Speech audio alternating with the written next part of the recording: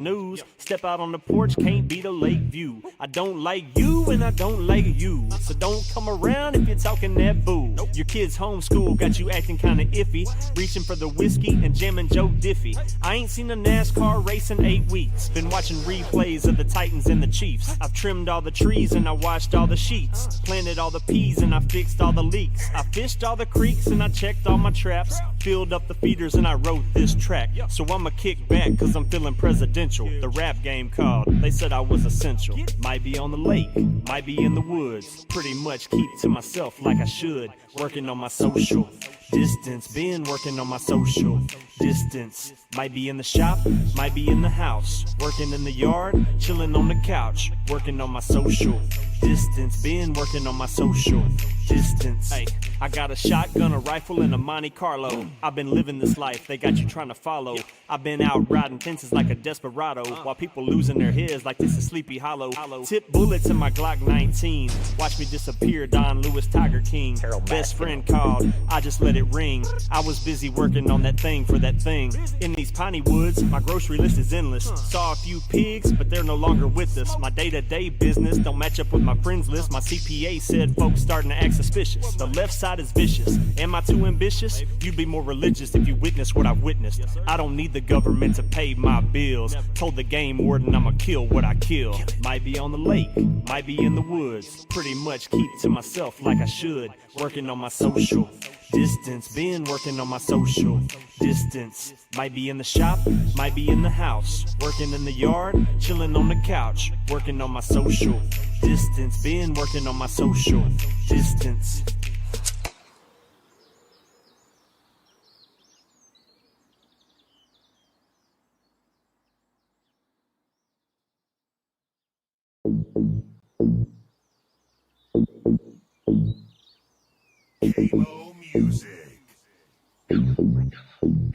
Might be on the lake, might be in the woods, pretty much keep to myself like I should. Working on my social distance, been working on my social distance. Might be in the shop, might be in the house, working in the yard, chilling on the couch. Working on my social distance, been working on my social distance. Roll out of bed and I slip on my shoes. Fresh pot of coffee, I'ma have a cup or two. Turn on the tube, it's a bunch of fake news. Step out on the porch, can't beat a lake view. I don't like you and I don't like you, so don't come around if you're talking that boo. Your kids homeschool got you acting kinda iffy, reaching for the whiskey and jamming Joe Diffie. I ain't seen a NASCAR race in 8 weeks, been watching replays of the Titans and the Chiefs. I've trimmed all the trees and I washed all the sheets, planted all the peas and I fixed all the leaks. I fished all the creeks and I checked all my traps, filled up the feeders and I wrote this track. So I'ma kick back cause I'm feeling presidential. The rap game called, they said I was essential. Might be on the lake, might be in the woods, pretty much keep to myself like I should. Working on my social distance, been working on my social distance. Might be in the shop, might be in the house, working in the yard, chilling on the couch. Working on my social distance, been working on my social distance. Hey, I got a shotgun, a rifle, and a Monte Carlo. I've been living this life, they got you trying to follow. I've been out riding fences like a desperado, while people losing their heads like this is Sleepy Hollow. Tip bullets in my Glock 19, watch me disappear, Don Lewis, Tiger King. Best friend called, I just let it ring. I was busy working on that thing for that thing. In these piney woods, my grocery list is endless. Saw a few pigs, but they're no longer with us. My day-to-day business don't match up with my friends list. My CPA said folks starting to act suspicious. The left side is vicious. Am I too ambitious? You'd be more religious if you witness what I've witnessed. I don't need the government to pay my bills. Told the game warden I'ma kill what I kill. Might be on the lake, might be in the woods, pretty much keep to myself like I should. Working on my social distance, been working on my social distance. Might be in the shop, might be in the house, working in the yard, chilling on the couch. Working on my social.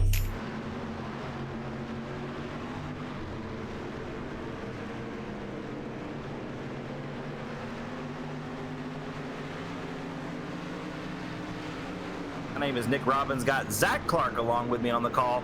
Zachary, we're here at the Volusia Speedway Park in beautiful Florida here. We got about 50-ish drivers entered into the Corona Sucks 50 this evening. Street Stock's the name of the game. A fixed setup race, Zach. It is all driver tonight.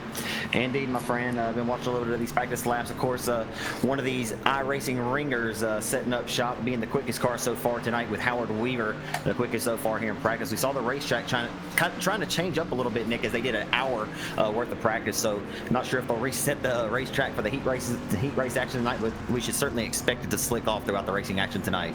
I'm seeing that the next session here for heat race number 1, we are not going to do single car qualifying. It doesn't look like. I don't see any qualifying scheduled. So heat race number 1, we're going to have a pretty used up racetrack here coming up for these guys in our heat races. Like you said, Howard Weaver atop the practice standings here at 19.92 seconds. I can go ahead and tell you that's a pretty good clip around this half-mile dirt oval, Zachary.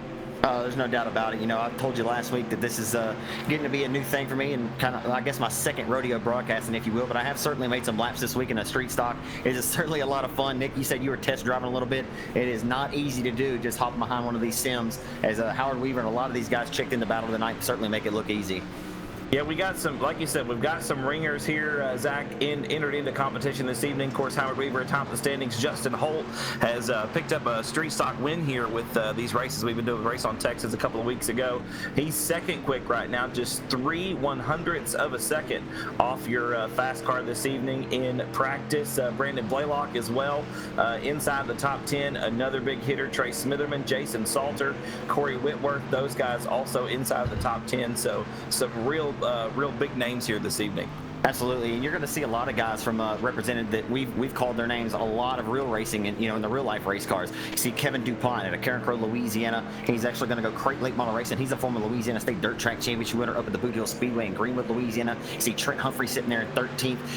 Wascom, Texas racer, the triple double 1-1, Clay Atwood, Kay Dillard's crew chief, one of his crew chiefs. You got he and Donnie Peterson, Ryder Cantillo in the 14. There's just a who's who: Brandon Ball, Johnny Torres, who you see quite a bit. The list of the list goes on and on. So who's who out here tonight? Oh, absolutely. I mean, just to continue, you got Colby Mewborn down here at the bottom.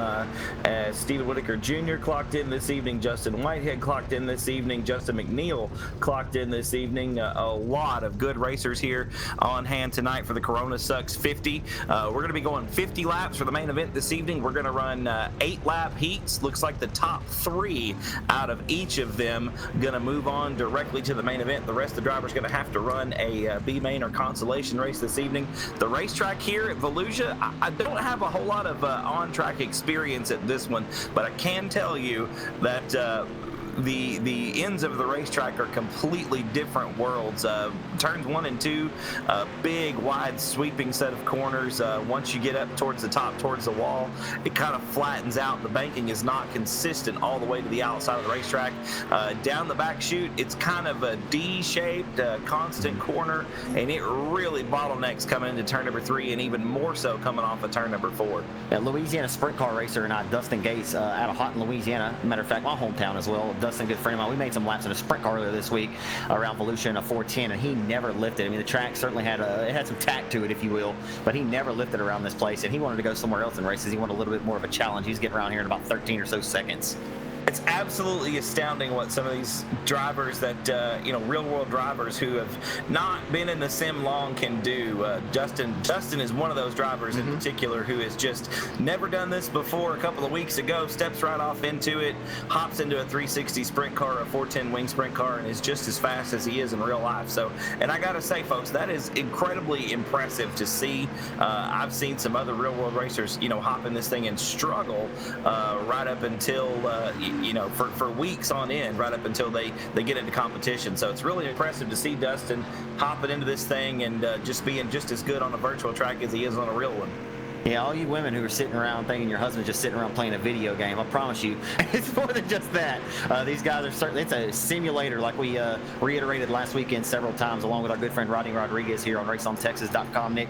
It's going to be a fun one tonight, man. This is, it's always fun when you're at the racetrack and you see the best of the best grouped in. When you say one of those racetracks or a couple racetracks around the Arklatex rain out and you got that one track left and everybody converges right at one racetrack and you get to see the best of each division and every class go at it all in one night. That's what you love to see. You got the best of the best in real race cars all converge here tonight with some of the best iRacers as well, like we mentioned Howard Weaver, and it's going to be a lot of fun. Like we said, they're going to lay it all on the line for you fans watching in tonight.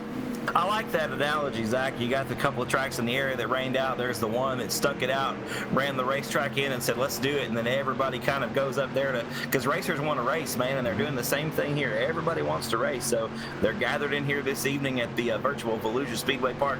And we do have the best of the best in local racers street stock action going on here this evening. Yeah, most racetracks too, the real life racetracks are doing a great job these days of working with each other, not scheduling on top of one another. But it still happens. I mean, you have to run a business, and there's a lot of other great iRacers racing at different events tonight, on their iRacing member site and over the web. So we believe that we've got some of the best ready to put on the best show possible for you tonight in this dirt street stock division.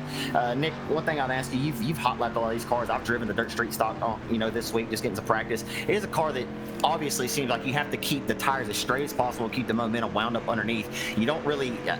You have to kind of ease the throttle down. Obviously, with most race cars, it can get pretty tricky and treacherous out there. You give it too much throttle, you're going to loop it around. But these cars, more than any, as much weight as they have, just carry you through the corner. You want to keep it as straight as possible. Yeah, 100% right, Zach. These cars are definitely a momentum car. You do want to keep them spun up. You want to keep the car as straight as possible. Use as little brake as possible, because the moment that you dip that nose and you kill the momentum, you're just going to kill your lap speed right now. So, yeah, absolutely correct. These cars, they can take a licking and keep on ticking. You're going to see a little right side romance in here tonight, folks. There is going to be some contact. The street stock here in iRacing can really hold up to a little bit of abuse, more so than the other cars, that's for sure.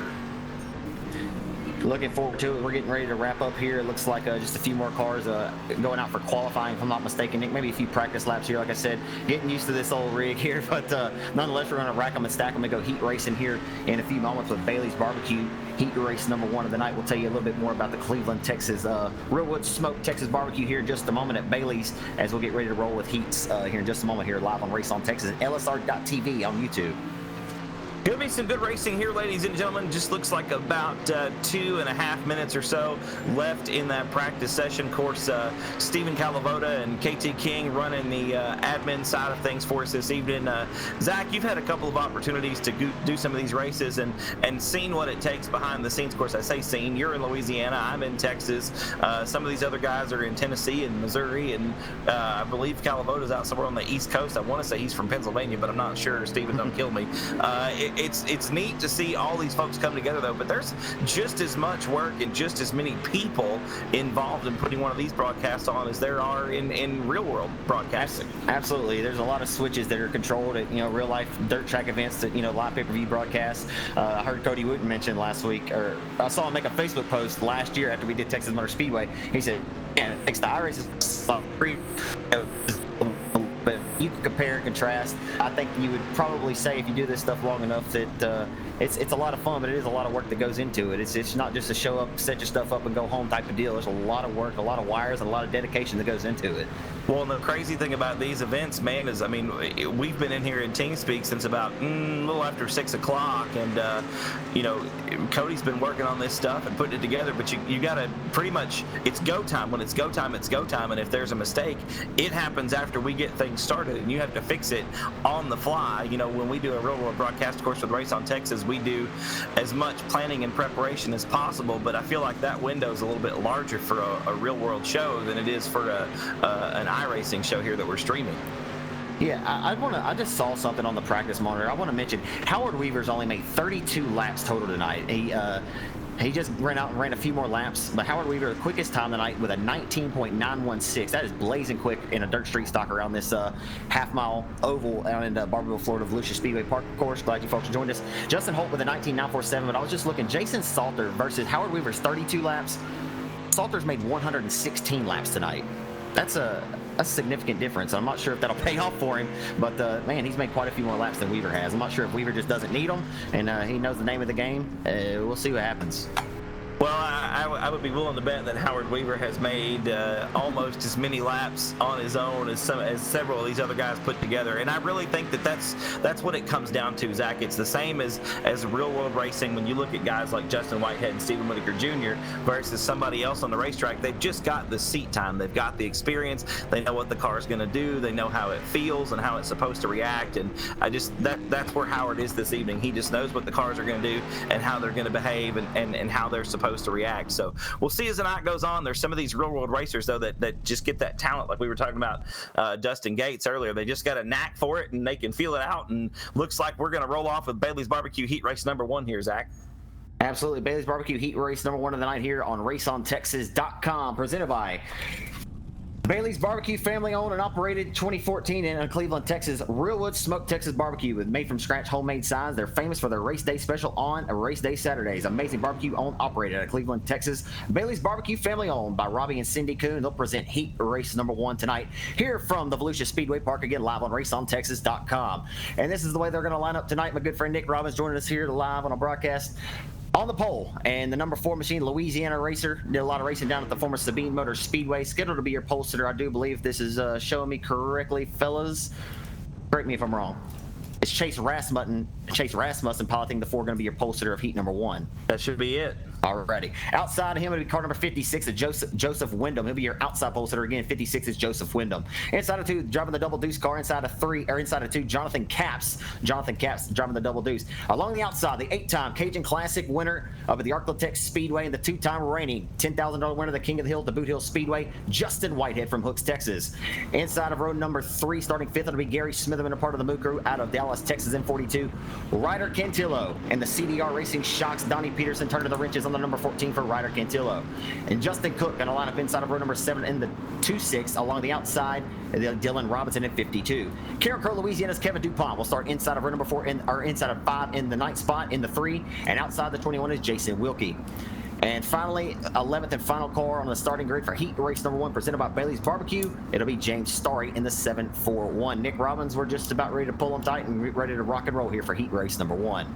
Yeah, and unfortunately, Zach, it looks like Chase Rasmussen having some internet issues there. He's not making the call for Heat Race number 1, so we're going to go with 10 cars on the field, 8 laps the distance here for Bailey's Barbecue Heat Race number 1. We'll take the top 3 out of this one and send them directly to the 50-lap main event a little later on this evening at the Corona Sucks 50, brought to you by Justin Whitehead, RaceOnTexas.com, and Team VLR. Bailey's Barbecue Heat Race number 1 behind the iRacing Chevrolet Silverado pace truck right now. And we should be getting ready to turn them loose, I believe, next time off of turn number 4. That'll put Joseph Wyndham in the 56 on the point, or I'm sorry, Jonathan Capps in the double deuce will go to the point with Wyndham along the outside, the 42 of Smitherman with Justin Whitehead along the outside in 36J. And the green flag is out. We're underway from the Volusia Speedway Park down to Barberville, Florida for the Corona Sucks 50 live on Race on Texas at LSRTV. They're going to try to go 3 wide for the race lead here off of turn number 4, or into 1 and 2. Nick, they go door off of turn 2, headed down the back straightaway to 3. Down the backstretch already out in front, it's Justin Whitehead being followed closely by Ryder Cantillo and Jonathan Capps. Into turn number 3, it looks like Capps going to get snug off the exit, Zach. He's going to lose a couple spots off of turn number 4 here in Bailey's Barbecue Heat Race number 1. All these guys trying to keep control of their hot rods. A little bit of beating and banging right now as Whitehead going to go to the race lead in 36J. Caution flag will wave, though, on the speed plan as 36J of Whitehead took over the top spot, and we'll get the caution out on the speedway.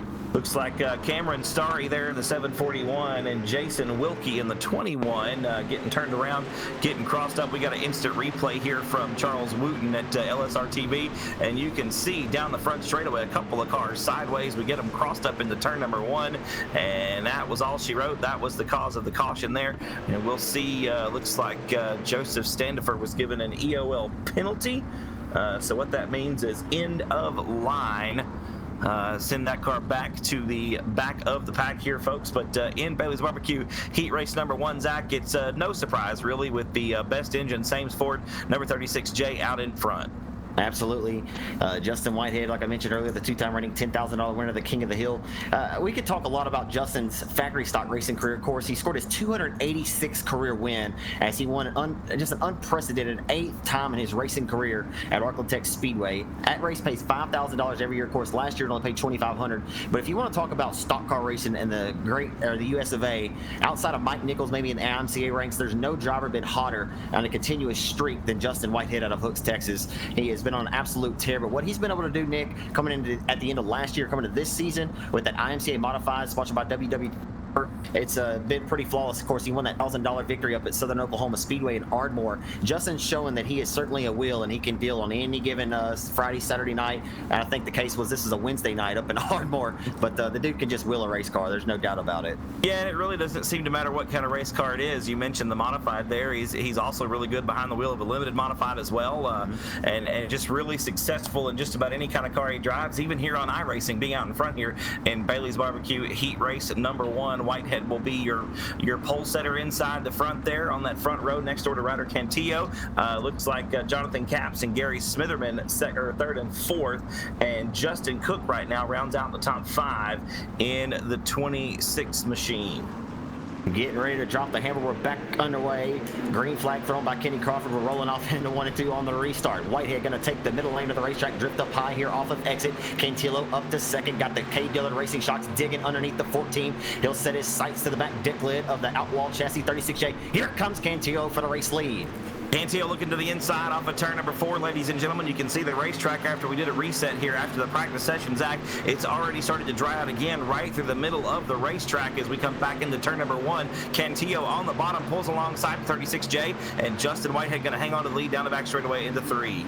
Cantillo's got the Wheels Barbershop CDR Shocks, bodies by Donnie Peterson. The Brian Cook Trucks entry digging tonight as the caution flag comes out again here on the Speedway from Volusia Speedway Park in your first and opening heat of the night here on RaceOnTexas.com for the Corona Sucks 50, and the man who's putting this race on, racing in his own event. You can do that these days on the Gala Racing deal.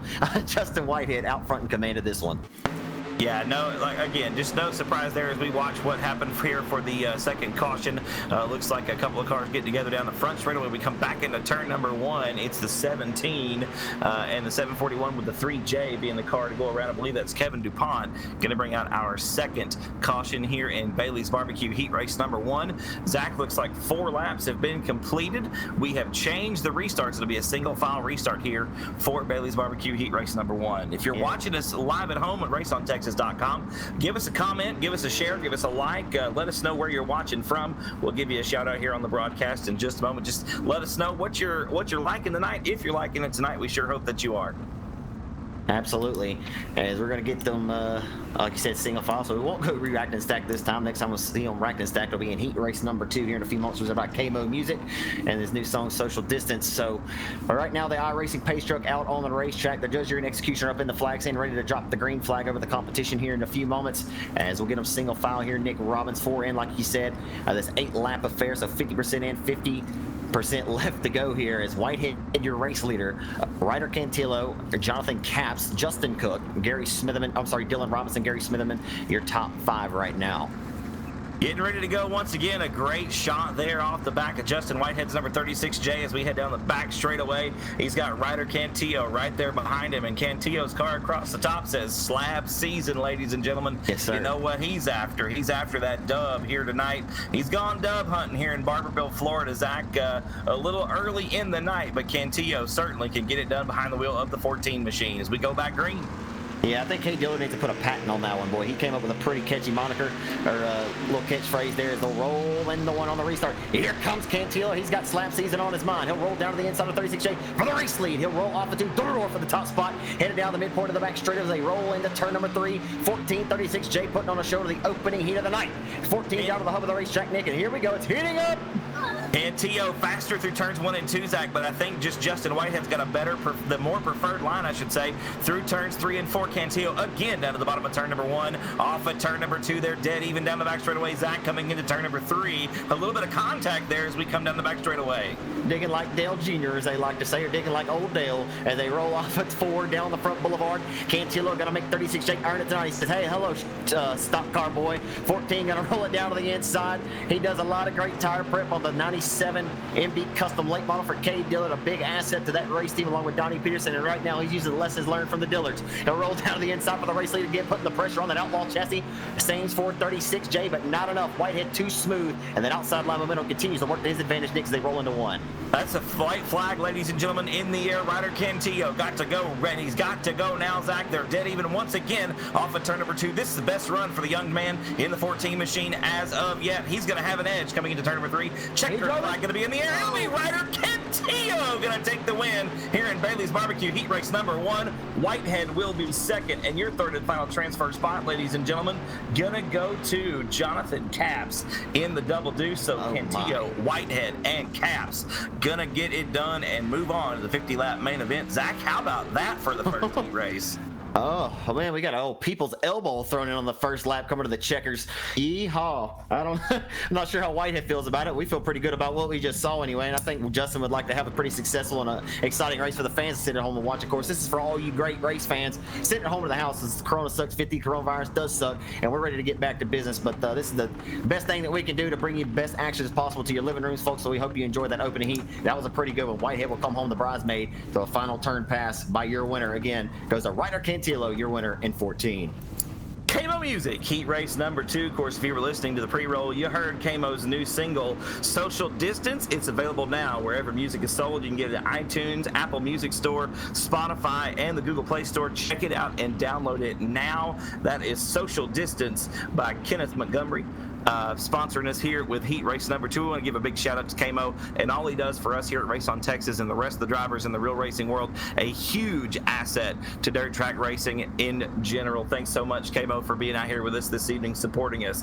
Clayton Stuckey going to be on the inside of the front row there in the 54 machine alongside San Antonio, Texas racer, Mr. Johnny Torres in the 66. Row number 2, you're going to have Daniel Worthington on the inside alongside Trey Jones in the 11 machine. Row number 3 on the inside, you've got Dylan Thomas in the 002 and Dylan Glass in the 49 machine. The number 7 on the inside, that Taco Bell livery, I absolutely love that paint job. That's going to be Henry Smith. He'll be alongside Brandon Ball in the 17B, Eddie Underwood in the 47, Colton English in the 50, going to make up row number 5, and Jacob Lassiter in the 5 machine, going to be all by his lonesome in row number 11, or row number 6, I should say. Zach, 11 cars, going to go 8 laps. Top 3 once again going to go to the main event. The pace truck pulls in the infield. The green flag's out, Zach, and we are underway with Kamo Music heat race number 2. Stuckey leading down in the ones are 2x2 all the way to the double 6 of Johnny Torres out of San Antonio last week. Don't you think he wants to try to rebound after getting that EOL last week? Just a bad deal. I think he dropped connection last week, so the 66 is going to go back at it for the race lead. But here comes Worthington into the 13 down to the inside of the 54 for the race lead as they roll off at turn number 4 down the Boulevard. Nick, it's heating up. Man, they are 2x3 coming off of turn number 4. The 2 cars up front, Worthington on the inside, and that Milner Media and Design Dirt Track Junkies wrap by on the 1-3 machine. Going to take the lead off the bottom of turn number 2, Zach. That's as close as it gets right there. Absolutely, as Worthington going to jump to the race lead in the number 13, and he'll dispose of them quick, fast, in a hurry. Hello and goodbye. Trey Jones had a great run going last night, and the Friday night's event that Whitehead put on. So here comes the son of Bubba Jones and that Blue Def number 13 or 11 of Trey Jones as they roll down the back straightaway here this time off of 2 and into turn.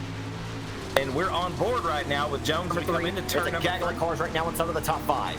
Absolutely. 4 cars right here together, 5 cars right behind him. It is a great race. We're on board with Trey Jones down the front straightaway into turn number 1. Right now sitting in that 4th position, trying to get around your pole sitter, Clayton Stuckey, as Dylan Thomas has made the move, Zach, off the bottom of turn number 2.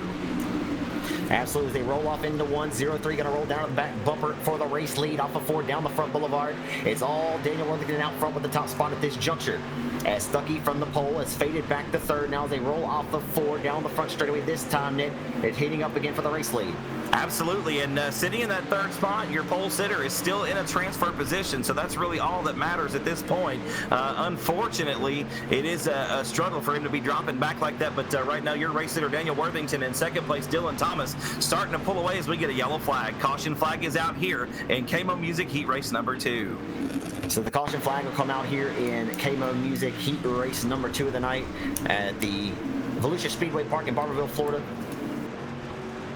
Looks like the number 4 car and the 49 machine, the 49 Dylan Glass, going around at the bottom of turn number 4 with a little bit of contact from the 4 machine. So we'll see what happens here, if there's any EOL penalties assigned.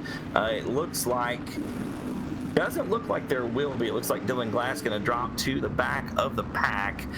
And we'll still have Daniel Worthington out in front. Oh, and Brandon Ball also in the rear of the field. So we'll have Daniel Worthington, Dylan Thomas, Clayton Stuckey. Right now, your top 3 transfers. As we've got, looks like working lap number 6, 5 laps complete, 3 to go. Looks like the 4 machine of Eddie Underwood gonna be assigned an EOL penalty, so Eddie gonna drop to the rear of the field.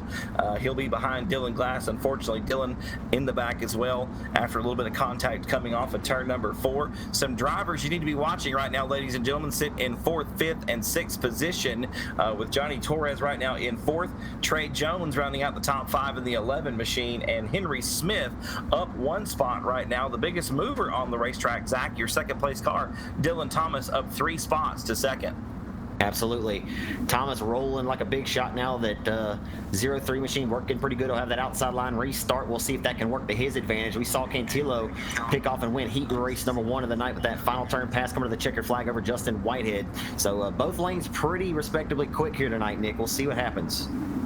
Gonna be an interesting heat race conclusion here, ladies and gentlemen. Like I said, 5 laps complete. We're working on lap number 6. As soon as we drop the green flag, Zach, these double file restarts, man, they make for good racing, but this is the most treacherous part of the race right here. You've got these guys side by side in such close quarters, especially with somebody like Johnny Torres right now, maybe on the outside line, not the preferred line, but he's trying to make some moves and pick up a transfer spot. Absolutely. Neck to neck, nose to tail, all the way to the tail. Re-racked and stacked. We're back underway. This time off of 4. Worthington going to put his foot through the firewall and get this party restarted. As I say, the cake's been baked. We'll get the candles relit. We're back underway, ready to party into 1. And another good start off the inside for Daniel Worthington. He immediately goes to the top side of the racetrack in turns 1 and 2, and still going to hang on to the lead, but just barely. As Dylan Thomas right there, you see the shot, ladies and gentlemen, back to the 03 machine from the bumper of the 13 machines. We head back off of 4. Yeah, contact there for the 3rd spot between Stuckey. Oh, they're still getting together there at the midpoint of the front straightaway off the exit. And it is getting wild. Worthington just shot off the racetrack a little bit, opened up the door for Thomas for the race lead. Here comes Thomas for the top spot here at Volusia Speedway Park and heat number 2, live on raceontexas.com. Door for the race lead, Nick through 3 and 4. It's a good one brewing here tonight. Checkered flag in the air. This is it right here. It's going to be Daniel Worthington grabbing the win in heat race number 2, brought to you by KMO Music. Dylan Thomas was 2nd, and Jacob Lassiter. We did not get a caution flag from that melee on the front straightaway, and that took out 3 of the top 5 cars on the racetrack, Zach. So Johnny Torres struck bad luck again. Brandon Ball caught up in some bad luck. Clayton Stuckey as well. Henry Smith also. So Worthington, Thomas, and Lassiter, your top 3 transfers in KMO Music heat race number 2. Yeah, they were back there 3 wide there, just outside of that top 3 or 4 too, and those guys ran up on that bunch, got together. Just kind of a bad deal. They may be having some post-race festivities and some fireworks there in the pit area tonight. Yeah, the old virtual security guards probably should head to the virtual pit area here in just a moment. But nonetheless, folks, we are getting ready to roll off with heat race number 3. Zachary, who's the sponsor? Who we got? Craig Oaks and man, it'll come to me in just a second. All American Pools. The sponsor of this year's Factory Stock 50. It'll be taking place August 20th to the 22nd at Texarkana 67 Speedway, and some real life racing. All American Pools, the title sponsor of that tonight. They're going to present heat race number 3. Are you overpaying for your pool maintenance? Are you needing a reliable company that is certified and insured? If so, we're the guys. Give us a call today to get your pool ready for this season. Serving the Arklatex area, All American Pools. I'll get you that number here in just a moment. Didn't provide one here. I will get that to you. But Craig Oaks and man, it's going to come to me in a second. The Atwoods. It's one of the Atwood boys out of Wascom, Texas. We'll give you the information on that here in just a moment. So the pole sitter of this one will be a iRacing ringer. Also races factory stocks over the Boot Hill Speedway and Arklatex Speedway up in the Arklatex is Jason Salter, piloting car number 10 on the pole. Outside the 114 will be the pilot of Kevin Ward. Inside of 2, it's Trouble Sean Graham, driving the W&W Temple. Triple X Racing chassis, Triple X. Outside of the Brandon Blaylock, also a real-life racer in the number 9 machine. He'll line up the outside of Sean Graham. Brent New in 144 will line up 5th outside of row number 3, starting 6th, the 515 of Trent Humphrey. And Tristan Carmen, piloting the number 48, lines up 7th outside and 8th. Danny Casto in the 33. Topper Dugas out of Baton Rouge, Louisiana, piloting car number 74. And Ruston, Louisiana's Mark Underwood Jr., driving the IRP Racing chassis number 99. As we're stacked, rack, Nick, ready to drop the hammer. Maybe we're going one more time. Nope, pace truck comes in, and they are getting a little dicey here on the start. I think we had some issues there with Brandon Blaylock. He was originally supposed to start on the outside of the front row, and I didn't see him up there. So we'll see if we get a yellow flag here. But it looks like we're going to stay green, folks. And Jason Salter going to lead the field off in turn number 2. Blaylock right now mired in about the 5th position on the racetrack. Yeah, she was a little sketchy. As we've talked about several drivers, Kel Westover, we mentioned him last week. Dustin Gates, some new iRacers. Sean Graham, throw him into the mix for that as well. Sean Graham's been very impressive so far as he gets a little loose there through 3 and 4, a little hung out there on the rear end, but nonetheless, Graham still continues to hold on to second, making his car wider than a triple wide trailer as they get a run on him into turn number 3. We are on board now with Sean Graham sitting in the 2nd spot. That Milner Media and Design, beautiful looking wrap. Zach, Charlie Tubbs Milner does a great job with a lot of these wraps you see on these cars. That is very difficult to do. I just want to mention that right now, and Charlie does a great job. Has been a big part of a lot of cars for a lot of guys here. Some good as Graham gets double passed there in turn, actually make it going to lose 3 spots coming into turn number 3 with Topper Dugas now in that 4th spot. They disposed of it quicker than a Hillary email there off the exit of 3 and into 4. Graham shuffled back to the 5th now as the 10 of Salter with the race lead right now as he hustles his way down the back straight with the race lead in 10. Being ran down here. Will he run out, or will Ward run out of time? The hard charger in this one, folks, is we're about to complete lap number 4, halfway home, 4 down, 4 to go, and we've got Topper Dugas around in turn number 4. Zach, that'll give us our first caution. What I was just about to say, the guy on the move, though, is the 98, I should say, excuse me, of Tristan Carmen. He's up like 5 spots right now after starting in the 7th position. It's up to 2nd. Yeah, Carmen's on a rail right now on the number 48 machine. His last lap time just a few tenths better, as a matter of fact, than Salter's with a 20.660 to Salter's 20.671. So we'll see if that comes to fruition here as we get the next few laps of this heat race event. Heat race number 3 presented by All American Pools. We get it back underway here in just a few moments. All-American Pools heat race number 3 getting lined up behind the iRacing pace truck here, ladies and gentlemen. Philip Salter. Or excuse me, it's, well, where did it go? Jason Salter, not Philip Salter. Jason Salter out in front in the 10 machine. Tristan Carmen in that throwback retro number 98 machine right now in 2nd.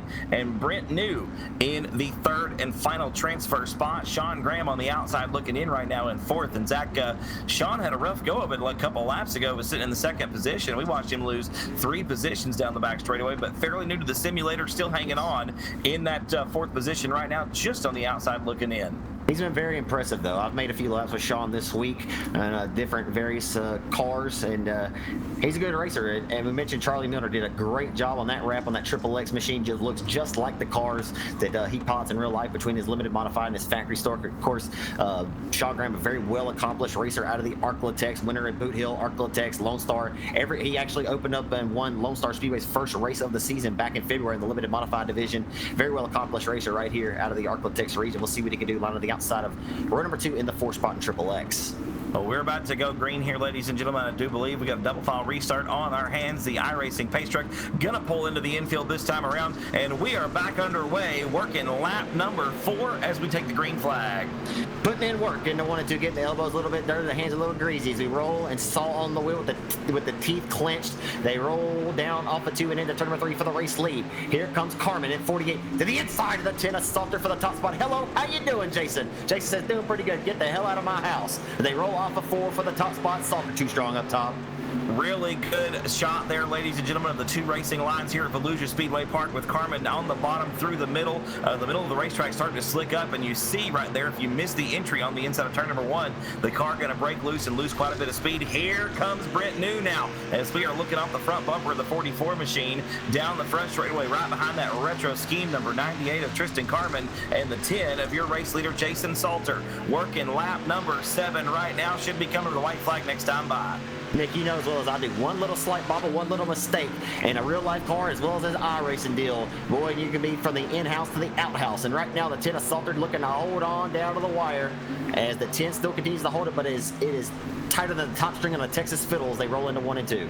0.2 of a second that time past the start finish line, ladies and gentlemen. White flag is flown here in All-American Pools Heat Race number 3. Salter going to have one more set of corners. Here comes Carmen on the bottom, Zach. Checkered flag in the air. It'll be Jason Salter with the win. Tristan Carmen up from 7th position to 2nd. A good run for that young man. And Brent New going to round out the top 3 transfers in the 3rd spot. What a run for Tristan Carmen, Zach. Up 5 spots in 8 laps. That is impressive. I don't care who you are. Yeah, he had business to attend to, and he was certainly booking it towards the front that time. He had plans, and we'll see him later on maybe making some noise in that main event, Nick Robbins, as we get ready to roll for the 4th heat of the night here on Race on Texas LSRTV here for the Corona Sucks 50. Heat race number 4 brought to you by BDC Coatings, providing beautiful and original polished concrete flooring to the great state of Texas for over 20 years. Give them a shout, give them a look up, give them a like. BDC Coatings bringing you heat race number 4 here for the Corona Sucks 50. On the inside of the front row in the 25 machine, that is going to be Jacob Bailey. And to his outside, Zach, Colby Mewborn in the 36 machine. Your winner 1 week ago picked up $350 for the effort. Row number 2. Yeah, that was a great run. Yeah, sorry about that. It was a great run for Colby. Good job picking that win up. Let's see, get the camera adjusted here for myself. There we go. Colby Mewborn on the inside of that front row. Second row back going to be Christopher Munson. And there's your iRacing superstar, Mr. Howard Weaver in the 07 machine. Row number 3, you got Cole Dennis in the 56 and Trevor Collins on the inside as well. Billy Capps and Wes Wigan make up row number 4. And row number 5, your winner about 2 weeks ago, I believe it was, in the Miller Horsepower number 51 machine, or 311. That's Justin Holt. He'll be alongside Joseph Standifer in the 31 car. That is the field for BDC Coatings Heat Race number 4, and we are getting set to go. I believe green flag this time off of turn number 4. Colby Mewborn trying to go back-to-back after that win last weekend for the Cooped Up 50, presented by Outlaw Race Cars and Justin Whitehead Motorsports. Is the 36 Outlaw chassis, best engines, number 36 powered entry. Ready to take them to the green flag as the iRacing pace truck is pulled down to the infield. On the throttle, we're underway, Nick, as they head down the boulevard into turn number 1. And what a start for Mewborn, Zach, catching him sleeping. He's already out to about a 4-car length advantage as we wad him up in turn number 1. I got to come out that maybe all she wrote for Mewborn. He'll have to reback him and stack him, and will hopefully get as good of a restart as he got there on the initial start here of heat race number 4, again presented by BDC Coatings, as Mewborn leaving right where he left off and looking good from the jump, but he'll have to throw it right back into the hip pocket and try her again. I think that might have been some net code there for Cole Dennis and Justin Holt. So what I mean by net code, ladies and gentlemen, and I may give you a terrible explanation here, and somebody else may know a little bit better than I do, but the sim's trying to render all these cars at the same time, and sometimes with it being across the internet for everybody here, your machine may think a car is where it isn't, and then maybe it doesn't think it is where it is. And so once that car comes back into existence, both of those guys get together, sends the cars around. It's one of those weird quirks of calling races over the internet, Zachary. It's just very strange, but it does happen. Yeah, I think I've even had a few losses of a distributor tonight or something else. That's a close comparison, I guess. I'm not sure. It seems that sometimes you catch a little lag. You know, Nick, you might be seeing something that you think that I may be seeing, or vice versa. You know, but we'll just keep on trucking, and that's just part of the deal. And we'll have a lot of fun doing it. Not fun though when you break the race car in real life. But this deal, hey, it costs a little money to race iRacing, but guess what? You don't have to go beating and banging on your race car and having to put all this hard work, blood, sweat, and tears getting your car back on the racetrack to make it for the B main tonight. No, everybody's got the best backing you could possibly imagine. You just press a little reset button, you got a brand new race car underneath you. So yes, sir. Everybody got the greatest sponsors in the world out here on the racetrack tonight, folks. The iRacing pace truck should be pulling in this time around. We're going to try it again here in BDC Coatings Heat Race number 4.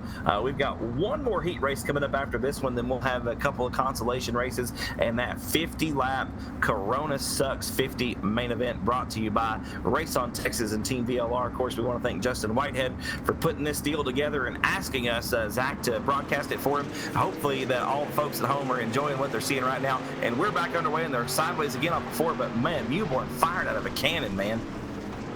Absolutely. Is the 5'11" of Jacob Bailey going to hold on to second? The South Louisiana racer. We got him stacking up from third on back to the tail here. The 43 of Christopher Munson getting together there with the 32 of Billy Capps, and I believe it was the 042 of Trevor Collins as well involved in that one. We did score a couple of laps, so we're going to get them shuffled up in a new order. Your leader, of course, going to be Colby Newborn. Second spot belongs to, I believe it's Jacob Bailey, and then Howard Weaver right now in that third and final transfer spot. Now, I noticed that our top qualifier tonight is as far as practice went. Howard Weaver at iRacing Guru. Folks, if you're tuned in tonight, you didn't hear us talking about Howard, or maybe you didn't hear us last week talking about him at Crossville, Tennessee. Very well accomplished iRacer. He's actually ranked, I looked at the dirt oval racers, he's ranked, I believe, inside of the top 5 out of all racers in the country. He's very impressive on this stuff, and I believe he went to the tail, and it presents a little bit of a challenge to him, and it makes it a little bit more fun for the folks that are watching rather than him starting on the pole and maybe just walking away from the competition. Well, we did something a little bit different here this evening with this particular race. So normally when you have practice and then single car qualifying, you line up, based on your qualifying time. So the fastest car in qualifying would normally start on the pole of the first heat race. And then I believe it's the second fastest car is the pole of the second heat race, and then so on and so forth. Well, what we have tonight is we didn't have any single car qualifying, so we've got randomly generated heat race lineups. So you've got some cars that may have been, we've got a draw, so to speak. So we've got some cars that may have been fast in practice that started towards the back of a heat race, and it's like your regular Saturday night. Yeah, let's be honest. We never talk about practice laps in factory stock racing or any sport classes, rather than late models who do qualify, a couple cars apiece, or maybe even single car qualifying, depending on which regional tour that you're watching at the racetrack that night. But you either draw in for the races, you either get a high pill draw or a low pill draw. Sometimes some tracks you get more than one draw, but that's just the way the cookie crumbles sometimes. Passing point system is oftentimes implemented, and that's the name of the game. You want to pass as many cars as you can possibly get to where you finish, but hey, it's just a heads up deal. You get what you can get, and you don't throw a fit and get everything you can get out here on this racetrack, because there ain't no coming back and trying there again. You got to dig tonight, baby. Well, we've gone to a single file restart here, folks, for BDC Coatings heat race number 4, and you're looking off the back of your race leader right now, Colby Newborn. You're looking back at the 511 of Jacob Bailey, so we're fixing to get ready to go green flag here, I believe, Zach, off of turn number 4. I'm pretty impressed with Jacob Bailey to this juncture. We'll see what happens as Bailey on the tail of 36. Mewborn going to put his foot to the firewall, gets his back away. The third generation racer course, son to Brian Mewborn and cousin to Justin Whitehead, as the 36 of Mewborn going to lead down the back straight with that best engine powered outlaw chassis central hitting an air entry into 3 and 4. Door-to-door for second. Here comes Howard Weaver out of Crossville, Tennessee to inside of the Cajun. Bailey for second. Ooh, and Bailey got a little loose on the exit there. Weaver getting into him on the bottom. Both those cars just getting together off of turn number 4. Both drivers able to hang on to the vehicles, but here comes Weaver on the inside once again through 1 and 2, looking to the inside, but now he's got his hands full with the 188 of Wes Weigand. Wes right there now in the mix. Zach gets 3 cars. Only 2 of them going to move on, though. Bailey center back up top. He says, I'm loose as a goose, but don't get me started. I'm wild when I step off into the party. As the 511 of Jacob Bailey going to go way to the top shelf, high, wide, and handsome, trying to get that momentum wound up, but Howard Weaver too strong. He'll go to second to the bridesmaids and set his crosshairs to the back deck with a 36 for the race lead, as Weaver out front walking the dog. The bottom line, Zach, seems to be pretty quick right here around Volusia Speedway Park as you're watching Weaver and Weigand now. Weigand now into that third and final transfer spot with Bailey on the outside looking in. That just goes to show you how quickly things can change in a couple of laps. Now we go on board with Wes Weigand and another Milner Media and Design wrap looking at the rear of the 07 machine of Howard Weaver. All your top 3 cars, Zach, right around the bottom. There's still a good lane of moisture down there. You got to drive these cars very meticulously. Yeah, maybe some contact back there. Maybe not seeing what you saw there, Nick. Tell us about what you saw there. Yeah, definitely some contact there. We were on board with Wes Weigand, and he got a little shot in the shorts from the old 511 machine of who was that got in the back there? I believe that was Jacob Bailey getting into the back of your third place car. The race is over though. So the top 3, Colby Mewborn, second spot was Howard Weaver, and third Cole Dennis. So Zach, that's the second race in a row that things have changed drastically right at the start-finish line. Absolutely. So Colby Mewborn, driving the Central Heating and Air Best Engines Outlaw Chassis 36, takes the victory over Howard Weaver, who was a little bit quicker in lap times on that one, but just got kind of caught up there. Did what he could do, though. He'll be a factor in tonight's main event. Like you said, Cole Dennis in the 44 finishes in third in this one. We'll see the rest of them later on in the last chance qualifier. Heat race number 5, ladies and gentlemen, 5th and final heat race coming up. Zach, take it away, man. We got 1 more to go. 3 more going to move on to the main event. Your pole sitter, a very impressive youngster, races out of Louisiana, Central Louisiana, or Pineville, Louisiana.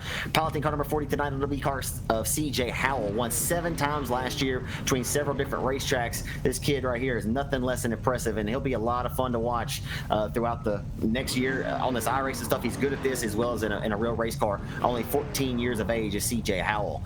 And outside of him, piloting the Church's Chicken, DSS Construction, Domino's Pizza, number 89C is Stephen Whitaker Jr. in that CBR Shocks Innovative Racing Chassis 89C out of Corpus Christi, Texas. Sean Jorski in the number 73 starts inside of row number 2. In third, outside, starting fourth, the 111 out of Wascom, Texas is Clay Atwood. Connor Mewborn piloting the number 34 tonight. Connor Mewborn starts 5th outside. Justin McNeil out of Fort Worth, Denton, Texas, and the number 189. Starting 7th, the 69 of Corey Whitworth outside. The Moo Crew, car number 96 is Trey Smitherman in the Smacker chassis, number 96. The 30 is Derek Jester, thought it said Derek Jeter, and the 15 of Robert Burks. As we get ready to rock and roll here against CJ Howell, Stephen Whitaker Jr. You got youngster, and at one point Stephen Whitaker was the 2nd generation racer and still is, but old Steve Sr. not doing much racing anymore at all. But Whitaker Jr. going to line up the outside pole. This one should be fun between the youngster and the I guess you could call him an elder statesman now. Yeah. It's pretty wild when you're an elder statesman in your early 30s. So yeah, I'm just fooling. It just goes to show you how long Stevie's been driving race cars, man. But it's going to be a good race here with CJ Howell on the front row, like you said, just 14 years of age. That young man, problems getting down into the infield wall there. He does that kind of thing too at the real racetrack. It's weird. Like, he's really good, but he makes really silly mistakes. Anyway, if anybody's watching, they know what I'm talking about. But we're just picking on CJ a little bit. He's a good kid, and Rodney Howell, the Howell bunch, he gets some tutelage from that gang, and Tiffany Welch and a lot of other great people from around the great state of Louisiana. He'll get a lesson learned here from 89C Stephen Whitaker Jr. if he's not careful. Of course, Whitaker Jr. is a multi-time USMTS modified winner in his racing career. He looks very good in the late model. Let's be honest, Nick. He looks damn good in anything that he wheels. Oh, absolutely. I have yet to see him suck in anything. We'll see what happens here on the outside of row number 1 as the green flag waves here in heat race number 5 for the Corona Sucks 50. And wow, Whitaker got left on that start there. Yeah. CJ Howell catching him sleeping. But here comes Whitaker back on the inside in the 89 machine. Going to look to the bottom of turns 1 and 2. Not going to be enough. Howell going to be your leader down the back straight away. That Howell Graphics Deuce car launched off the start there. 89 will go to the bridesmaids, though, as right now we got Connor Mewborn rolling his way to the inside of Whitaker Jr. for 2nd, and it's heating up. Connor Mewborn forced the issue, looked to walk right through the threshold. Caution flag comes out, Nick Robbins. Yeah, that may be a domino effect there from Mewborn looking to the inside there, Zach. We'll see on the instant replay. These cars have a tendency, they're so equal, especially in these fixed setup races, that it's all in the hands of the driver, and once someone makes a mistake, it kind of makes its way backwards, and that's exactly what happened as Mewborn sneaking to the inside there, trying to get underneath Whitaker for that 2nd spot, and it caused the 111 of Clay Atwood to get out of the throttle, and then everybody just dominoing there behind him, and that's what sent, unfortunately, Justin McNeil into the outside wall. Yeah, it was just along for the ride, Clyde, and then brought Bonnie with him. So we'll see what happens here as we get back to the green flag here in just a few moments. Like we've said several times, Nick, heat race number 5 here, 8 laps the distance here, and then we'll go into some last chance qualifiers here shortly, as it is the deuce of the 14-year-old racer out of Louisiana, CJ Howell, with the race lead. Got a great initial start in this one, Nick, and that really is what kind of launched him out to the early race lead by that sizable margin that he had. But we'll see if anybody can do anything with him once we re-rack him and stack him and get back under the gun. You know, it's like we mentioned earlier, Zach, these cars are so dependent on getting that momentum. The start is definitely vital to your success in a race in these street stocks, especially when it's a heat race. It's 8 laps. You don't have a whole lot of time to get things right if you get it wrong the first time. So we're going to try it again here. We'll get them racked and stacked. It's going to be another double file restart behind your iRacing.com pace truck. We did score a lap. We are working on lap number 2 right now. So we'll see once again here another shot for some of these guys looking in the back of the pack, maybe in the middle of the pack, to crack that top 3. Once again, only the top 3 go on. We've already transferred 12 cars, Zach, into the main event. We're going to take 3 more. That'll give us a 15 so far into the main event. Absolutely. We've, you know, it's interesting, folks. You fans in the stands have seen some different flagmen come up and in and out of the flag stand tonight. We're just letting them trade the flags tonight. The man with the plan with the flags in his hand for this particular heat race, Mr. Larry Horn, flagman down at Showtime Speedway and some of those Central Louisiana racetrack. He's got the green in his hand, ready to throw it on the competition here over CJ Howell, as David Corbello just stepped down from the perch a few moments ago. As Howell ready to get back under the gun with Stephen Whitaker Jr. along the outside. Whitaker, Nick will try to get a better restart this time as we go to the green. The bottom side seems to be really good, Zach, off the on the start there, but Whitaker right alongside as we take the green flag off of turn number 4.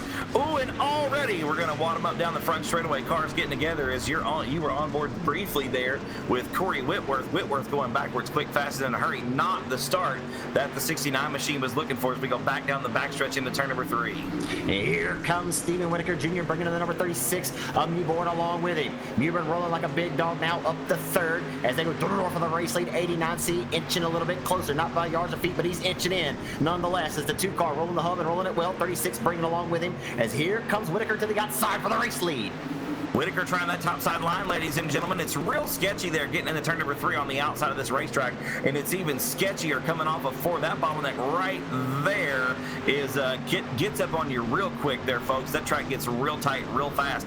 Whitaker, though, hanging it out to dry on the outside, going to maybe go a little too high, get up into some of that loose stuff and maybe lose some ground on your leader. Here comes Mewborn by for second. A pair of youngsters. This youngster right here won 11 times between several Arklatex area racetracks. Connor Mewborn in the number 36 4-cylinder winner many a times a year ago at Texarkana 67 Speedway, Arklatex, and beyond. We'll see what the 36 can do. He's rolling the hub, rolling it well. His brother Colby won the main event last night for the cooped up 50, and Mewborn, his older brother, already won his heat tonight. We'll see if both the Mewborn brothers can get the job done as they're 3 wide for the race lead. We're on board with Mewborn right now, ladies and gentlemen. Off of turn number 4 down the front straightaway. Look at Stephen Whitaker Jr. working the top shelf into turns 1 and 2. CJ Howell, this is good racing, Zachary. That's exactly right. CJ Howell and Connor Mewborn working the inside of the racetrack. I don't know if it's going to be fast enough. The bottom side was good last heat race, but it seems to be going away a little bit, Zach. You got to be right down around the wall on the inside. And you got to be up on the wheel. Some white knuckle racing sitting at home at the crib on your iRacing simulator, whatever you got going on. As they're 3 wide again for the race lead, right in the meat and the bun. The 2 car of Howell going to cross up in front of the nose of the 36. And here comes Whitaker Jr. way up top by his lonesome, trying to make that car wider than triple wide and closing off both lanes is the 14-year-old 2 car of CJ Howell, and he is looking good. But here comes a Whitaker back to the outside, trying to put the great state of Texas to the race lead. Oh boy! And that was the checkered flag. That was the checkered flag. That was the checkered flag. It was CJ Howell with the win by 2/100ths of a second. Howell going to get the win. Whitaker going to be second. Colton Mewborn, your third and final transfer spot. And Corey Whitworth scratching and clawing his way back up from the back to 4th. Unfortunately for Whitworth, not going to be enough. He's going to have to run a consolation race. And coming up, folks, the first of 3 consolation races. We're going to take 9 more out of these features right here. We got a D main, a C main, and a B main there, Zach. They're all going to function as B mains, though. So you're going to see D main, Zachary, on your screen. Folks at home, you will too. It's all going to function as a B main. The top 3 cars out of each of these 12-lap consolation features going to go to the main event. So it's not like a go from the D to the C kind of deal. So everybody here going to transfer to the main event, these top 3.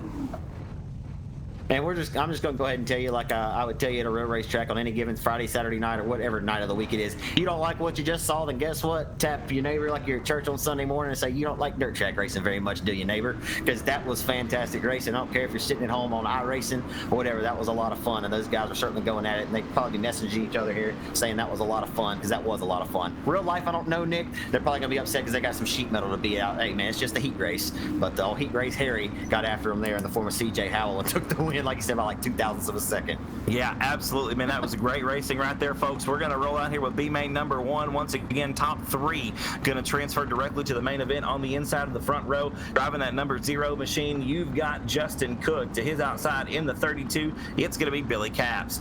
Row number 2 on the inside, the 47 is Eddie Underwood. Actually, the 4 is Eddie Underwood. And the 96, the Moo Crew, that's going to be Trey Smitherman. Next row back, you got Trouble, Sean Graham, who had trouble in his heat race after having a good run for the most part. He'll be alongside the 741 of Cameron Starry. Next row back on the inside, it should be the 25 of Jacob Bailey, 511, excuse me, of Jacob Bailey, alongside the 50 of Colton English. Row number 5, you've got Justin McNeil in that Milner Media and Designs 189, alongside Topper Dugas in the X Machine. Next row back, starting by himself, Zach Shotgun in row number 6 is Kevin DuPont in the 3J. We should be getting ready to go next time off of this time off of turn number 4 with the 0 and the 32. Take us to the green, Zachary. Take the proverbial tires and relight the fires. We're back underway with your first seaman of the night as the Flying Zero of Justin Cook, a regular over the Chatham Raceway in Chatham, Louisiana, the son of Fast Freddie Cook, and that's what the paint scheme resembles. You see the wings along the Zero car. That's one of the sharper iRacing wraps I've seen on this iRacing simulator as they roll right now. Oh, limited contact between Triple X, and he'll finish off the 96 Smitherman. He goes around, taps the wall there, right there on the entrance to the pit area, and corralled the car, but he has some damage, and we'll see if the caution happens to come out as we stay green for the time being. That's probably going to give us a yellow right there, Zach. We've got Sean Graham around at the top of turn number 2. We may stay green, but I don't think so. Yeah. Oh, yep, it looks like we will. We are still green with Cook out front, Underwood up to second, Caps your third and final transfer spot. As here comes Eddie Underwood for the race lead. A pair of Northeast Louisiana racers right now going to go at it for the top spot. Eddie Underwood driving that IRP chassis number 4, going to roll down to the back bumper of the Zero car for the top spot. Cook crossed up a little bit off of exit, but he chases the car a little bit, keeps it straight though, heads off into one with the race lead. Your race leader, like you said, Zach, still Justin Cook. That Flying Zero machine is a great looking race car right now. Hugging the hub, working it well off the bottom of turn number 2, and we do get a yellow this time around. Looks like the caution coming out for, I believe, the 3 machine of Kevin DuPont. And Kevin DuPont has had his hands full tonight with the old iRacing simulator rig as the Karen Crow racer, going to do some great late model racing this year. I mentioned earlier he's a former Louisiana State Dirt Track Championship winner, many of wins, and the limited modified ranks down in South Louisiana at the Baton Rouge Raceway and Baker, Louisiana, and many racetracks, Sabine. I mean, look, there's not any racetrack I'm not sure that Kevin's checked into he has not scored a victory at. He's one of the very well accomplished drivers. Actually just sold his shock business to Robbie Crabtree, a guy that Kel Westover actually works very closely with. And of course, Crabtree out of Abilene, Texas, acquired the Dark Horse and DuPont Shocks business there from Kevin, who really established and did a lot of great things, supplied a lot of dig, with the shocks underneath the race cars for many of these guys you're seeing race here tonight in the real life race cars. Oh, absolutely. That's a good acquisition there by Crabtree. Yeah, those Dark Horse Racing shocks definitely providing a lot of dig to a lot of drivers, a lot of different racetracks on the Friday or Saturday night. I did see Trey Smitherman pull into the pit area there, Zach. I'm not sure if Trey's looking to just hang it up for the evening or if he's trying to fix that race car or what the deal is. Sean Graham right now trying to figure out exactly where he belongs in this lineup before we go back green flag racing here in B-Main number 1 here at the Corona Sucks 50, brought to you by Race On Texas and Team VLR. Of course, promoted, put together, whatever you want to call it here, by Justin Whitehead. We want to thank Justin for doing that for now the 2nd week in a row as Colby Mewborn looking to maybe double up this weekend, Zach, and put him 2 for 2 here in the street stock ranks. Absolutely, as both the Mewburn boys are looking pretty impressive tonight, as that was a flawless final heat race finish we saw earlier between C.J. Howell, Stephen Whitaker Jr., and Mewborn in the final heat of the night. As we're getting them re-racked and stacked as a pair of Northeast Louisiana racers, like I mentioned a few moments ago, with the Flying Zero of Justin Cook out front with the race lead, the 4 of Eddie Underwood, and we'll get them back under the green flag, this time off of 4 at the Volusia Speedway Park. iRacing pace truck back into the infield, ladies and gentlemen. B-Main number 1 back underway, and once again Justin Cook leads them off into that first set of corners. Underwood very sideways, Zach. The middle of the racetrack has started to go away. That may be the easiest and most preferred line around the Volusia Speedway Park, but there ain't no traction there anymore, especially in turns 1 and 2. Look at Bailey coming from the tail in the 511 up inside of the top 5 now in the 511 car. We'll see as he's trying to put several Louisiana racers inside of the top 5. How many are we taking again, Nick? We're taking 3 cars, and right now you're on board with Jacob Bailey down the back straightaway, ladies and gentlemen. Looking at the back of Cameron Starry, 741, as it's a 3-car battle here, but only 2 of them going to transfer it. Underwood very sideways around off of turn number 4. Yeah, he got himself an old shot in the short for the 32 of Caps there, and looked to pull his skirt off of him there, but he was able to corral it, hold on to her, but nonetheless the caution flag will come out as it stacked the field up. Yeah, we wadded up quite a few cars there on the front straightaway. Underwood was one of them. There you see the initial contact off of turn number 4 between Underwood and Caps, and then Cameron Starr getting involved and under in the rear of Caps, I should say. Boy, that was just an absolute melee down the front stretch there, Zachary. Yeah, the old log jam got it got a little treacherous over there in turns 3 and 4, and we'll see what happens when we get back to the green flag here in a few moments. How many laps are scored, Nick? Okay, 7 laps scored of this 12-lap affair. Yes. As we will go back to the green again with Justin Cook, who's just trying to hold on to this one out front all by his lonesome. He's not had the prettiest car around the racetrack, but he's certainly kept it good enough to hold on to the race lead. And we'll see what happens. He's had some comers and goers and some movers and shakers, and some guys coming from the tail who had bad luck earlier, who are good racers on this iRacing deal, Nick, who may be able to put some pressure on it when we get back to the green flag. Absolutely, Zachary. A lot of guys here with a whole lot of experience. So we'll see just what can happen here. We've got about a little more than half of this race in the books, ladies and gentlemen. B main number 1, fixing to get back underway here at the Fallujah Speedway Park. Yes, sir. Go ahead. I have a question for you. How many nights have you ever been at the racetrack, whether you're growing up, maybe since you've been announcing racing, have you seen a guy come and win the B main on the same night he comes through, maybe starts 12th, starts 14th, and wins the A feature as well? How many times have you seen that happen on a race night?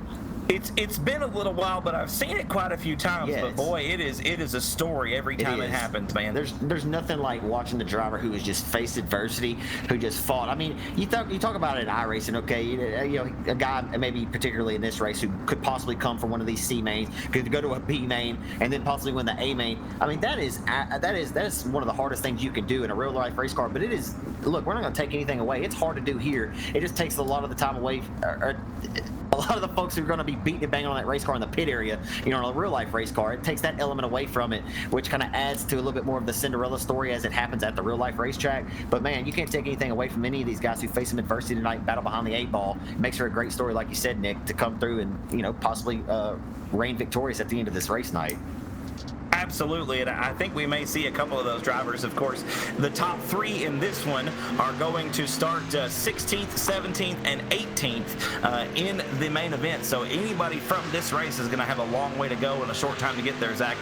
50 laps, the distance of the feature tonight may sound like a lot, but at the pace these guys are keeping, it's not going to be a long race for sure. We got a great battle for the top spot right now. You're looking off the back of Justin Cook's machine, back at Justin McNeil down the front straightaway into turn number 1. We're working lap number 9 right here, ladies and gentlemen. 8 complete, 4 to go.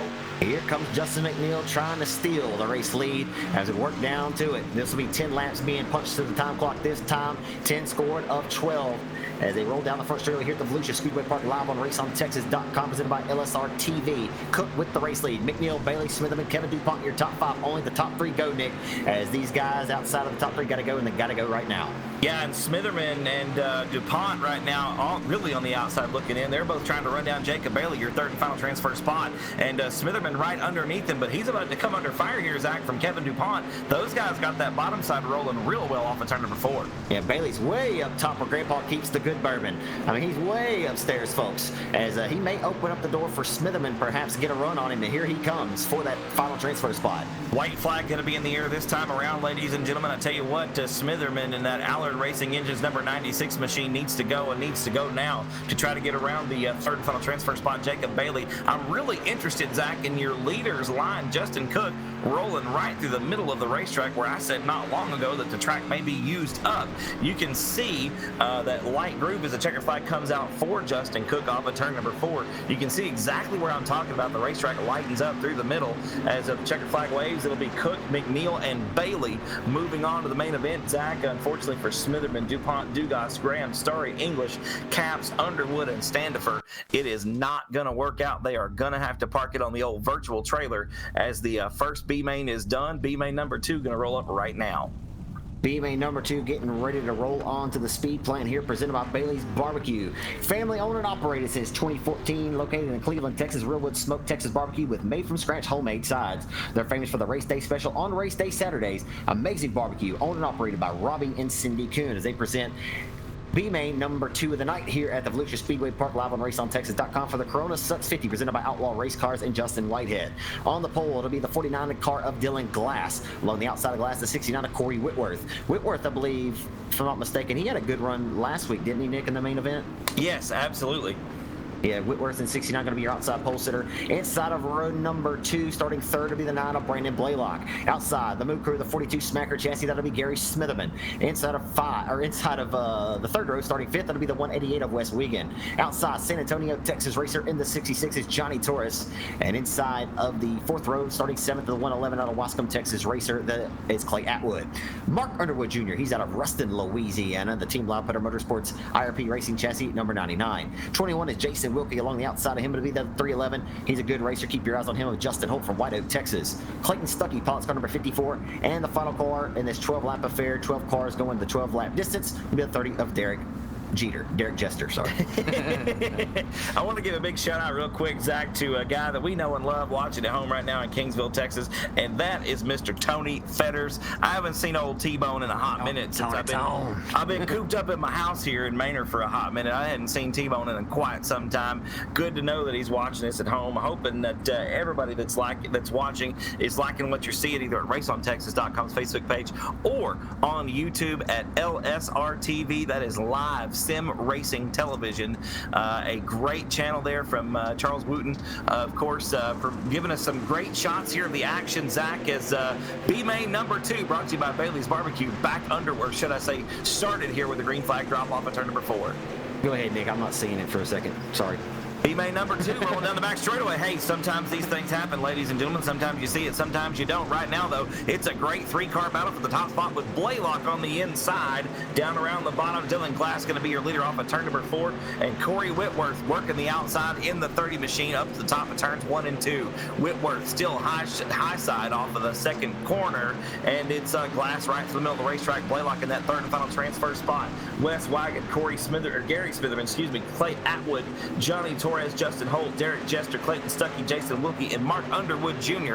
round out the field. The top 3, Zach, are starting to pull away here as we're on board. The 2.5 of Brandon Blaylock, the 2.5 chassis going to go around in turn number 3. No doubt that he had some help on the bottom of turns 1 and 2. Well, it looked like to me that it had to hit the little refreshing button there as the 49 machine of Dylan Glass that got in a little cattywampus, if you will, on the entry to turn number 1 and scraped the entry to the concrete barrier down there on the entry to 1, knocked his car a little sideways there, and it looked like just a victim of circumstance. Was your driver there from third on back, just had nowhere to go, victim of circumstance. I tell you what, Brandon Blaylock, though, can be the guy who's you're talking about earlier, has adversity in the heat race, adversity in the B main, and fights his way back up towards the front. He drove in the modifieds, in the UMP modifieds, at our first our social distancing twin 30s back in end of March, I believe it was. Brandon started 20th at the dirt track at Charlotte Motor Speedway in the feature, drove his way up to the 2nd spot. So not a whole lot of time here, but enough, I think, to work your way through this smaller field for the driver out of Pflugerville, Texas, just up the road from me here in Manor, another suburb of Austin. So Brandon can work his way up towards the front. Of course, a real-life racer at Cotton Bowl Speedway in the limited modified ranks. Beautiful number 9 machine, looks almost identical to that 9 car you see on your screen here, ladies and gentlemen. So keep your eyes peeled for the 9 machine to be making his way up through the field here, Zach, and B-Main number 2. Looks like 2 laps complete, so 10 laps remain for Blaylock to work his way into one of the top 3 positions. You know, it's interesting. You know, I was just looking over this field and some of these guys back outside of the top 3 transfer spots. Justin Holt, who was battling inside of the top 5 in last weekend's Cooped Up 50 main event live on Race on Texas. Johnny Torres, who led the main event for the first 20 or so laps of that main event, for just having some heartbreak there, some unfortunate chain of events taking him out of the contention of that one. But this, comparing it to real life factory stock racing around the Arklatex, I've been saying, I mean, for the last 10 or plus years, it's been one of the most ultra competitive divisions in all of the great state of Texas and beyond. You can show up any given night and, 40, maybe 50, even 60 cars we've seen check in for just 300 or 400 to win, and you never know who's going to be, in the outhouse or the in-house on that night. The 36J of Whitehead's got a lot of the last says in those battles for the years, but that's just how competitive this class is, and, comparable to how competitive this is. Guys who were inside of the top 5 last week are trying to find their way inside of a transfer spot here in one of these B-main events. Oh, yeah, absolutely. Justin Holt picked up a win in the social distancing twin 30-lap features at the dirt track at Charlotte Motor Speedway. He and Johnny Torres and Clay Atwood, got a great battle going on right now. That's 5th, 6th, and 7th on the racetrack. None of those cars even in a transfer spot, Zach. They're 3 wide down the front straightaway into turn number 1. And they'll continue to roll right now. The 30 going to be out front with the race lead. As down the back straightaway, Dylan Glass being ran down by the 188 of Wes Wiegand. Smitherman rolling up inside of the top 4 now as they go at it. 3 wide for 4 through 3 and 4. It's heating up for transfer. That is absolutely insane with Clay Atwood sticking his nose in there. They were momentarily 4 wide off of turn number 4, ladies and gentlemen. There ain't enough room for that. Barely any room for the Holy Spirit between these guys. They roll off of turn number 2. You're now looking from the front of Clay Atwood's car, folks, down the back straightaway into turn number 3. You're sitting in the 7th spot on the racetrack right now, but this is where the racing is right here, guys. Corey Whitworth still out front with the race lead in the number 30 machines. They roll into 3 and 4 this time as they head down the boulevard. Or down the back straightaway, rather. Getting the hang of it. As Dylan Glass trying to run him down, though. Glass looking pretty good in the number 49 car. That last time by, just a few tenths off, but nonetheless, he's able to pick up right where he's picking down that Dell Jr. Budweiser theme number 49 car. Sharp-looking iRacing machine. Man, Whitworth really got that inside line rolling through 3 and 4. He enters 1 and 2 about a lane off the bottom, gets the nose right around the wall. A nice smooth exit. Watch this line here in turn number 3, right down around the concrete. That's where you got to be fast right now. Seems to be the best way around. There's a little bit of moisture right down there around the hub, Zachary, and Whitworth seems to be able to put all 4 of those big tires on that Chevrolet Camaro right down in that wet dirt. He's got 4 good huggies on right now. He's hugging the hub, hugging it well, baby. The number 30 of Whitworth hustling out front with the race lead, minding his own business in this one. As the pair of red cars 1 and 2 right now. Glass trying to hunt him down, but not able to get nothing working to this juncture. Wiegand in the 3rd and final transfer spot, comfortably last lap time, running a 21-second flat lap time. As Johnny Torres got to get up on the horse and get a whip to that bad boy. Because Torres right now one spot outside looking in the 4th position. Yeah, and Johnny got a long way to go and a short time to get there. He's almost a full second behind Wes Wiegand right now. Wiegand, of course, the 3rd and final transfer spot. Torres right now in the South Texas Speedway All-In Designs number 66 machine, working hard to try to catch up to those top 3, but he's also got his hands full with Clayton Stuckey there. Zach Stuckey up 6 spots into the 5th position. We've got a yellow flag here, Zachary. It's going to be a green-white checkered finish, ladies and gentlemen. This will be interesting. Yeah, this is when the nerves set in here. I mean, if you're Johnny Torres, you love it. You just took your hands off the steering wheel for just a split second. Of course, remember, these guys are controlling these cars at all times, even under caution, folks. It's not like when the yellow comes out, they just let go of the steering wheel and pedals. They control the car all the way around the racetrack. Just put that in perspective for you if you're watching for the first time. But he took his hands off the steering wheel for a second, just rubbed them together, and got a little bit excited. He said, "Oh, we got a little bit of a chance here." So this is going to get interesting on a re-rack and stack start. We'll see if Holt, Torres, or anybody can throw their hat into the ring here and become a player here, as the center of the hourglass has looked to tick away, but they got one last prayer Mary. Yeah, like I said, going to go green-white checkered finish here, folks. So we'll go 13 laps out of the schedule, 12.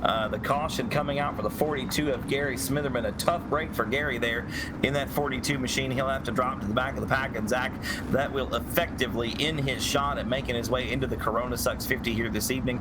Brought to you by Race on Texas, Team VLR, and Justin Whitehead.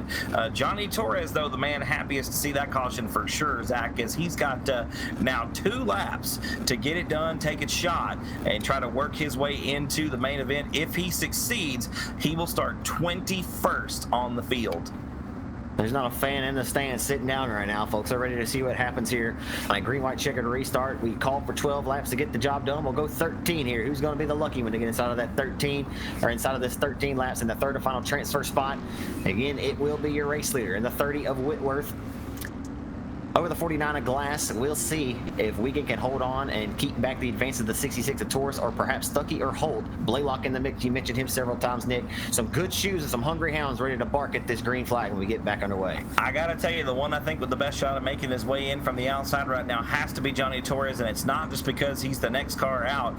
He's legitimately good in these street stocks. Of course, you mentioned Zach a couple of weeks ago led about half of the first 50-lap main event there. We did the Coupe. Oh, that wasn't a good start. Johnny goes upside down. And Johnny going to get pinched into the infield wall on that start. That is not going to work. Caution flag going to come out again, man. Tonight will not be the night that we get to say, "Here's Johnny." Not going to be tonight. go on board there, you can see the view that Johnny Torres saw on the start there, getting pinched by Wes Wiegand. I don't think it was on purpose, as Wiegand just trying to protect that inside line and just pinching Johnny down into those tractor tires. We'll see what happens on the restart, but I think that the caution going to be charged to the 66 machine. Yeah, and Johnny Torres, you know, he's got a little fire in his blood, so I'm not sure. Maybe we'll see some post-race festivity here, folk, and see if they throw a few bows. Well, the good news for Johnny is he can just hit that quick reset button, grab him a new race car, and be good to go, I do believe. So the car's rolling. It's not too damaged to drive, even though it was just upside down. So Johnny going to tag onto the rear, it looks like. Yeah, he'll run out of time, I imagine, right? It'd be pretty difficult. I mean, he'd have to really pull a rabbit out of the hat. Yeah, and it looks like, unfortunately, Johnny just going to park the 66 machine on pit road. I mean, he would have to definitely pull. There would have to be a huge, probably 9-car accident in front of him for him to make it in after that one. Tough break. The second week in a row that bad luck, the bad luck gremlins strike the 66 machine out of San Antonio. So making a hard turn to the Elvis Presley Boulevard, straight on to that old Heartbreak Hotel. Well, it's like you talked about last week, Zach. You know, Johnny's just, he's not only a good race car driver, but he's just really good at most, if not all, aspects of racing. You know, he stepped up into the box with us at Texas Motor Speedway last year for the Southern Dirt Track Championship, and you know, commentated with us for a little bit of time during the practice session there on Thursday night. Did a great job. Has a lot of really good insight. Always good to see him on the racetrack, at the racetrack. Unfortunately, tonight we look at the 66 machine on pit road and parked by the old virtual trailer. Yeah, not a good sign there for old JT, but we know that he'll live to fight another day. We'll see him again on the old virtual racetrack. We'll see him again at a racetrack near you in the great state of Texas, I'm sure. Maybe perhaps in Louisiana coming up when we get past this coronavirus stuff and get back to the racetracks, as we certainly look and hope to do that as soon as possible, of course, with everyone's health and safety at mind first and foremost. And Nick, I know you miss it as much as I do, man. And that you know, you've been calling some of this iRacing stuff much longer than I have, and I know you enjoy it. But man, nothing can duplicate the feel and the smell and everything else and all the elements that go into a regular Saturday night at the racetrack. I know you miss it as much as I do, my friend. Oh man, what are you talking about? Absolutely true. And yeah, you know, this iRacing stuff is good. I think it's a good as good a substitute as we're going to find, but yeah, no, it's nothing like the real deal between the sound, the smell, and just being there with the fans and your friends and all that good stuff. So hopefully we get back to that soon. In a sense, we're back underway here, folks. We'll wrap it up. Maybe this is our conversation here in a few moments, but in a sense, man, it kind of worked out for you because you had the birth of your beautiful daughter, Eleanor, and you know, maybe the timing all worked out for you this particular year. So maybe a little bit of time off didn't hurt you, old Nick. No, it's definitely helped me have a good chance to hang out with the baby and just be a part of her life initially. We have a transfer. We do have a great battle for transfer for sure. We can talk about my baby in a bit. No, I don't want to cut you off on that. No. I brought it up. We've got Corey. Well, this should be for the checker flag right here, folks, and indeed it is, as Whitworth going to take the win. Second spot will be Glass. It looks like the third and final transfer spot going to go to Wes Wiegand. Unfortunately, Justin Holt going to be one spot out of a transfer. Clay Atwood worked his way back up to fifth. Justin Holt, though, Zach, up 6 spots. Unfortunately, 7 was the magic number for Holt. He will not make the feature here in Justin Whitehead's cooped up 50, or Corona Sucks 50, I should say. Yeah, Justin Holt going to come up 1 spot short. Sorry, Nick, wasn't trying to cut you short. They were 3 wide for the transfer spot there coming down to it. I know you understand, but yeah, I mean, said timing certainly worked out, which, you know, hate for it to be under these circumstances, but you know, all things considered, a great time. You can spend some time with your wife and your daughter at home and not, you know, I guess be gone at the racetrack as you work throughout the week as well. Absolutely, man. Absolutely. I like that. That's a silver lining that I hadn't thought of yet, Zachary, and I appreciate you for bringing that one up. That's a great point. No, really, it has been great to be home. Of course, it's been painful. I haven't got to see and show off pictures to all my racetrack friends, and, you know, Miss Marcia and Miss Lorraine there at South Texas Speedway, and of course Amanda Ziegler and everybody else there at Heart of Texas always wants to see pictures of the baby, and I haven't got to show anybody any photos just yet. So, but hopefully we get back to this sooner rather than later. We've got the third and final B main. Zach, who's on the racetrack? I love the picture this morning that you shared with you. Nice beard, by the way, brother. On the poll here for the Corona Sucks 50, the final, if I'm not mistaken, is this the final B main of the night? This is it. The final one, folks. This is your last chance and last prayer for you to get inside of the big dance tonight, folks. If you don't make it in this one, then guess what? You'll have to throw her on the old proverbial trailer, and we'll see you later on another Dirt Track Saturday night. So on the pole in the number 515 in the Johnny's Pizza, ABC Auto Parts, Greg Tilley's Custom Mobile Homes, Humphrey Motorsports 515. In a Shreveport, Louisiana, that'll be Trent Humphrey. Outside of Trent Humphrey, piloting the number 52, that'll be Dylan Robinson. Trevor Collins going to be piloting the 042 car inside of number 2, starting third. Outside the Farmerville Freight Train, last year's Southern Dirt Track Championship limited modified winner of the Texas Motor Speedway Dirt Track, it is Brandon Ball out of Texarkana, Texas, in the AV Performance Bubba Green Towing number B17 Express Racing Chassis. And the number 73, that'll be Sean Jaworski. Outside, Danny Casto piloting 33, Joseph Wyndham in 56. Outside the 43 is Christopher Munson. Trey Jones, the son of Bubba Jones, second generation racer, in the number 11, that's Trey Jones. Robert Burks piloting number 15, starts 10th. The 114, Kevin Ward, starts 11th. Outside of that 6th row, inside of row number 6, starting 11th, it will be Kevin Ward, Chase Rasmussen in the 4, and Cortland Smith in the Taco Bell themed number 7, Big Sexy in the number 7. We'll start shotgun on the field out of Natchitoches, Louisiana. All right. Well, I didn't realize that was Big Sexy in the 7 machine. Hey, Big Sexy, I want how to you make doing, man? There's multiple Big Sexies. I just got to be, I got to cover it up, because if Glenn Lindsay hears this, he's going to say, hey, this youngster, he's the second, but Glenn's lost a lot of weight, so we can call him Slim Sexy now, I guess. I don't like calling another man sexy, but I'm comfortable in my own skin, I guess. Well, folks, we're getting ready to find out who's going to start 22nd, 23rd, and 24th in the Corona Sucks 50. Zachary, we've got 12 laps to get there. Top 3 going to make it to the main event. We are green flag racing down the front stretch into 1, and it is already getting physical as we come into the first set of corners, and look at him 3 wide off of turn 2. Well, Trent Humphrey did not quite get the start that he was looking for. He kind of logged the old brake of the gas pedal on the start of that one, and everybody kind of got a really good run on him. I mean, they were all on his back door knocking on it, and well, we'll get the caution here as we'll get him re-racked and stacked. But Humphrey, I don't think that he got the start that he was really wanting to there, just stacked him up like I said. Yeah, it really doesn't look like it there, folks, as we get the great replay. That's not what the caution was for. The caution for the 56 machine going around on the front straightaway. Unfortunately, Cortland Smith getting caught up in that one as well. So we'll get him re-racked and restacked. And we did get a caution flag. I don't think we scored any laps. That was the first set of corners. So we'll get him to try it one more time behind the iRacing pace truck here, folks. If you like what you're seeing and you're watching either at RaceOnTexas.com's Facebook page, or if you're checking us out on YouTube at the Live Sim Racing TV YouTube channel, they are 30 likes away from 7,000. If you want to help that channel out, and by doing that, you're also helping RaceOnTexas.com out. That is our esports division. We are full partners with LSRTV. So if you want to check them out, you're checking us out. But by default, go over there and like and subscribe to that YouTube channel. You'll see the little bell icon there on the side. If you want to know when we're going live on YouTube from LSRTV, go ahead and click that bell as well. Let's see if we can't get LSRTV up to 7,000 subscribers this evening here with the Corona Sucks 50, brought to you by Justin Whitehead, Race on Texas, and Team VLR. Absolutely. We're getting re-racked and stacked here again for the Volusia Speedway Park, live on RaceOnTexas.com. The final B main of the afternoon here with Louisiana racer right out of Shreveport. The 515 Johnny's Pizza, Greg Tilley's Mobile Homes, ABC Auto Parts entry. The 515 of Trent Humphrey going to get ready to put his foot to the firewall and get this party restarted. Nick, we'll see if Humphrey can get a better restart on this one. Robinson and everybody behind him just got a really good start. Brandon Ball will be one to watch in this one, like he said, in the B17, starting outside of 2 in the 4th spot. Keep your eyes on him. This one should get dicey again. Only the top 3 go to the big dance tonight. 12 laps of distance to get the job done.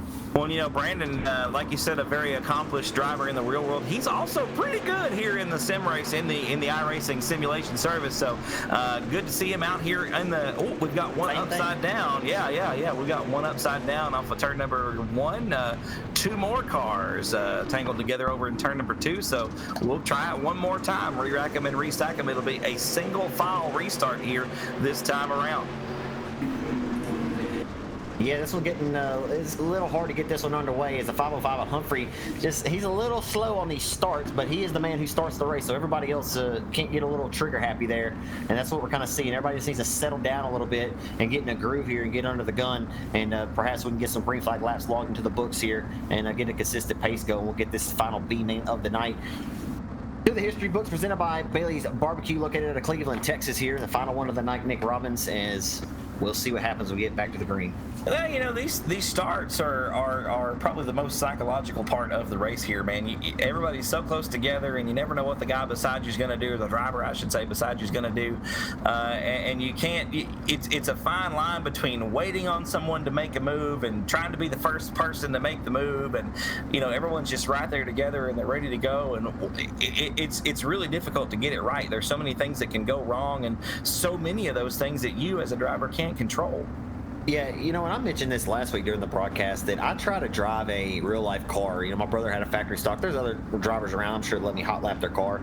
I just like to get out there by myself and make a few laps just to renew my perspective on it, to realize, you know, in the real-life race car, it's not easy. I mean, anybody that's a grandstand racer thinks that they can go out there and make a lap better than anyone else. You're sadly mistaken. But and very similar to this, I told my girlfriend to hop on here. Of course, you know, women don't care too much about driving simulator or real race cars anyway, but she asked me last year if she could drive a car. If anyone would let her hot lap a car, I said, well, we might could figure something out. So I told her the other day, I said, look, try to make a lap on here. And it was difficult for her to make a lap without spinning out. But putting that all in perspective is just putting in perspective in general that, man, this stuff is never easy. It does not. What you think you could do in a race car on the racetrack or on this simulator, what you think is certainly different from what your hopes and dreams are. It's hard to do, man. And absolutely, 100%. I know for me anyway, it takes a little bit to find a rhythm. Like I can't just, you know, stab the throttle like most of these guys do and have it down on the first set of corners. It takes me a minute to get there, and it's definitely one of the most difficult things that I've done. I've driven a real race car, and I think that if you come from that area, from that world, from driving a real life race car first, and then you makes lose it easier. Yeah, well, I don't know if it makes it harder. Even you lose the sound, you lose the feel, you lose the smell. Like it's almost like being, you know, it's almost like driving blindfolded. Right. You're almost numb to what the car's doing and how it behaves. Yeah, a lot of guys drive, you know, the butt in the seat. You know, you feel you drive with your ass, as they say. Absolutely. But you know, yeah, we'll get into all those different elements. But the point being is it, man. If some of this real life stuff translates over to the iRace stuff, may be easier for some of these guys. But for the guys who don't race, it's hard to do. It's not easy, nonetheless, as we got a battle shaping up for the race lead. The B-17 mentioned the Southern Dirt Track Championship winner in the limited modified division at the TMS Dirt Track last September. Ball going for the race lead as the caution flag will wave. Another yellow flag going to come out here, ladies and gentlemen. We also had a good battle shaping up for the third and final spot. Or the third and final transfer spot, I should say. Let's see here on the replay. It looks like Cortland Smith getting into the back, of the 73 machine, and Smith's going to go around that. Sean Jorski, he and Cortland getting together over there in turns 1 and 2, going to bring out our caution. So we'll get the field once again re-racked and stacked. Looks like Robert Burke's given an end-of-line penalty there. We'll get him to the back of the field, and we'll get everybody set behind the iRacing pace truck. Your leader still Trent Humphrey. Trevor Collins holding down the runner-up spot right now. Dylan Robinson in the third and final transfer, and Zach Brandon Ball one spot out looking in, but he had a good setup going, had a good run right before the caution came out, and he's still got plenty of time to get it done. We're working lap number 5 right now, so 7 laps remain here in B-Main number 3, brought to you by Bailey's Barbecue. Yeah, Brandon Ball, mentioned the TMS Dirt Track win last year. Swapped over to an Express chassis built by Shane Hebert out of Lafayette, Louisiana. Of course, had a resurgence last year for Shane Hebert's Express race car. But Brandon Ball, after having a couple of down years and just not having much success, I mean, he just could not catch a break. Every time he went to the racetrack, something just out of his doing would happen, and kind of affected his confidence for a little while. Brandon told me last year at several tracks in Victory Lane. He won 7 times at Texarkana 67 Speedway, came home second place in the points to Dustin Robinette there. Just had a breakout a year after, he showed so much strength and won many races. He's a former Tootsie Smith Memorial winner at Arklatex, $3,000 limited race. Mentioned the win at Texas. He won the first big race, and the first win of his career came back in 2009 in the Spooky 50 at Chatham Raceway in a limited for $4,000 a win. He's a big-time racer and gets big-time wins, but after just having a lot of bad luck the last few years, I'd say that the driver who I call the freight train has been rolling like a locomotive, no doubt, and he's back in Brandon Ball form that we've expected him to be in here the last year or so. Great on the real racetrack, great here in iRacing as we are back underway, Nick, as they head off into one with Humphrey, your race leader. I mean, it can definitely be hard on you, man. You go for a dry spell that long after being so successful, as we get another caution here on the racetrack. Not sure what the issue is this go around, but we'll get a quick replay here from Cody Wooten at LSRTV. Looks like the 56 getting into the wall there. And so we'll re-wreck them and restack them one more time, folks, behind the iRacing pace truck. But yeah, like I said, Zach, I definitely could see how it would be just a real confidence drain to be so successful and then have such a long period of time where you're not hitting your marks, you're not doing what you know you're capable of, and I could definitely see how that would be a big drain on your confidence. Absolutely, we've seen a lot of drivers over the years go through spells like that, and that's I want to mention Jesse Stovall had a great comment or a great quote from his post-race interview with the Comp Games from the Dirt Series at Boot Hill Speedway for the Ronnie Adams Memorial. He lost on that Friday night to a last lap pass coming to the checkered flag from Tyler Erb, and again lost to Timothy Culp on that Saturday night for the finale for 7,000 to win. He could have very well. He led over 40 laps both nights of that weekend, and came home with 2 second-place finishes. And he said in Victor Lane, he said that's why they call it racing. They don't call it winning. And I love that quote. I've never heard a driver put it in perspective like that. It's so simplistic, but coming from a great racer like Stovall, he was so humble in Victor Lane, but you could tell it just drained him. Second's not so bad, but that's why they call it racing, man. That's why they don't call it winning. These guys show up and they know what's at stake every time. Sometimes you win some, sometimes you lose some. Sometimes you go on a long streak of losing, if you will, but there can only be one winner any given night. So it's hard to get there. It takes a lot of hard work and blood, sweat, and tears as well, Nick. And that's why we have so much respect for many of these guys who do this week in and week out.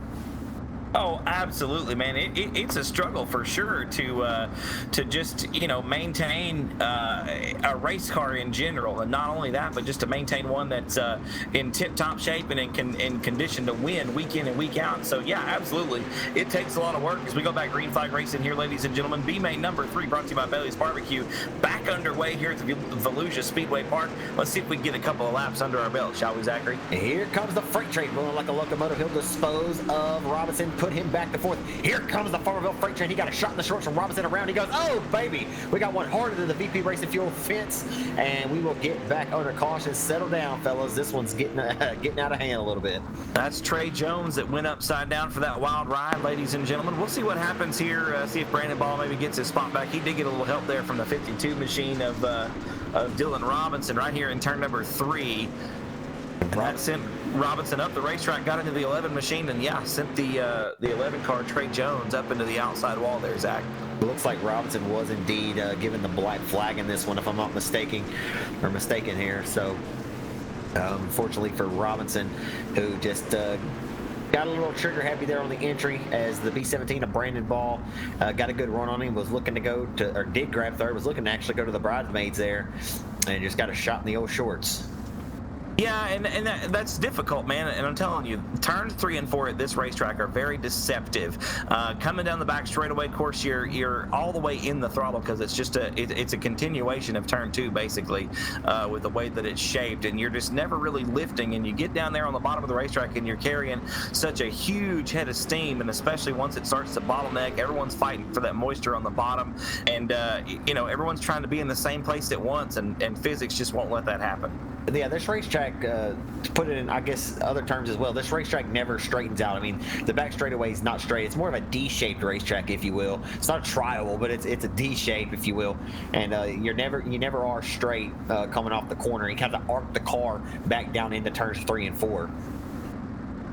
Yeah, and like I said, it's the line this late in the race. It looks like most of these guys are not running the top. They're wanting to favor the bottom side of the racetrack. So that line of moisture is so thin. It's such a narrow margin. There's really no margin for error, especially later on. Like I said, you can see here, ladies and gentlemen, as you're coming into turn number 3, that moisture is just so narrow as the iRacing pace truck pulls away. Brandon Ball gets his spot back. Zach, he has now got a transfer spot, but right behind him is Danny Casto in that 22 machine, looking from the outside. As we come back into turn number 1, we're going to wad him up again.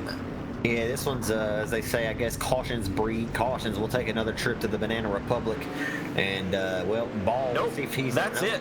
We are done here, as the time has elapsed. 12 minutes was the time limit on that race. So 12 minutes have lapsed, and 8 laps, I should say, have been completed. Trent Humphrey, Trevor Collins, and Brandon Ball gonna move on to the main event. They will start 22nd, 23rd, and 24th. Real quick, folks, we're gonna have a very short warm-up session here, and we're gonna take a pause for the cause, wet the old whistles, and we'll be right back.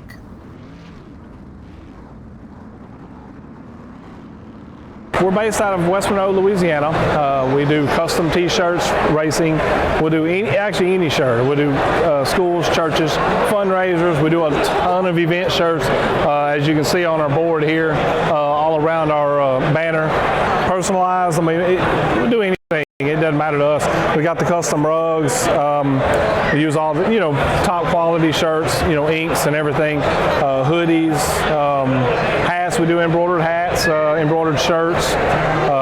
Just you can call us for anything. We do offer the bag and fold, to where you can receive them and they're already labeled and tagged and bagged, ready to give out to your customers. So you just call us and just tell us, hey, this is what we're looking at doing, and if we're going to put the car on there, it is 125 quantity minimum. If it's without the car, it's 60 quantity minimum. That's strictly on the racing stuff.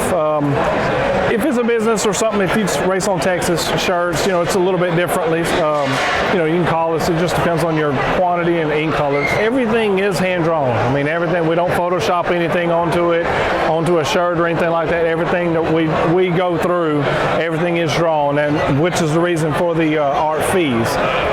We do have several graphic artists that draw for us, and they're really good. So what we do is on any package that you do, we can mix and match. We can do any colors. You can do purple, red, blue, green, and do the rest black. It doesn't matter to us. With your design on there, we can do hoodies. We can do hoodies, long sleeve shirts, t-shirts, tank tops.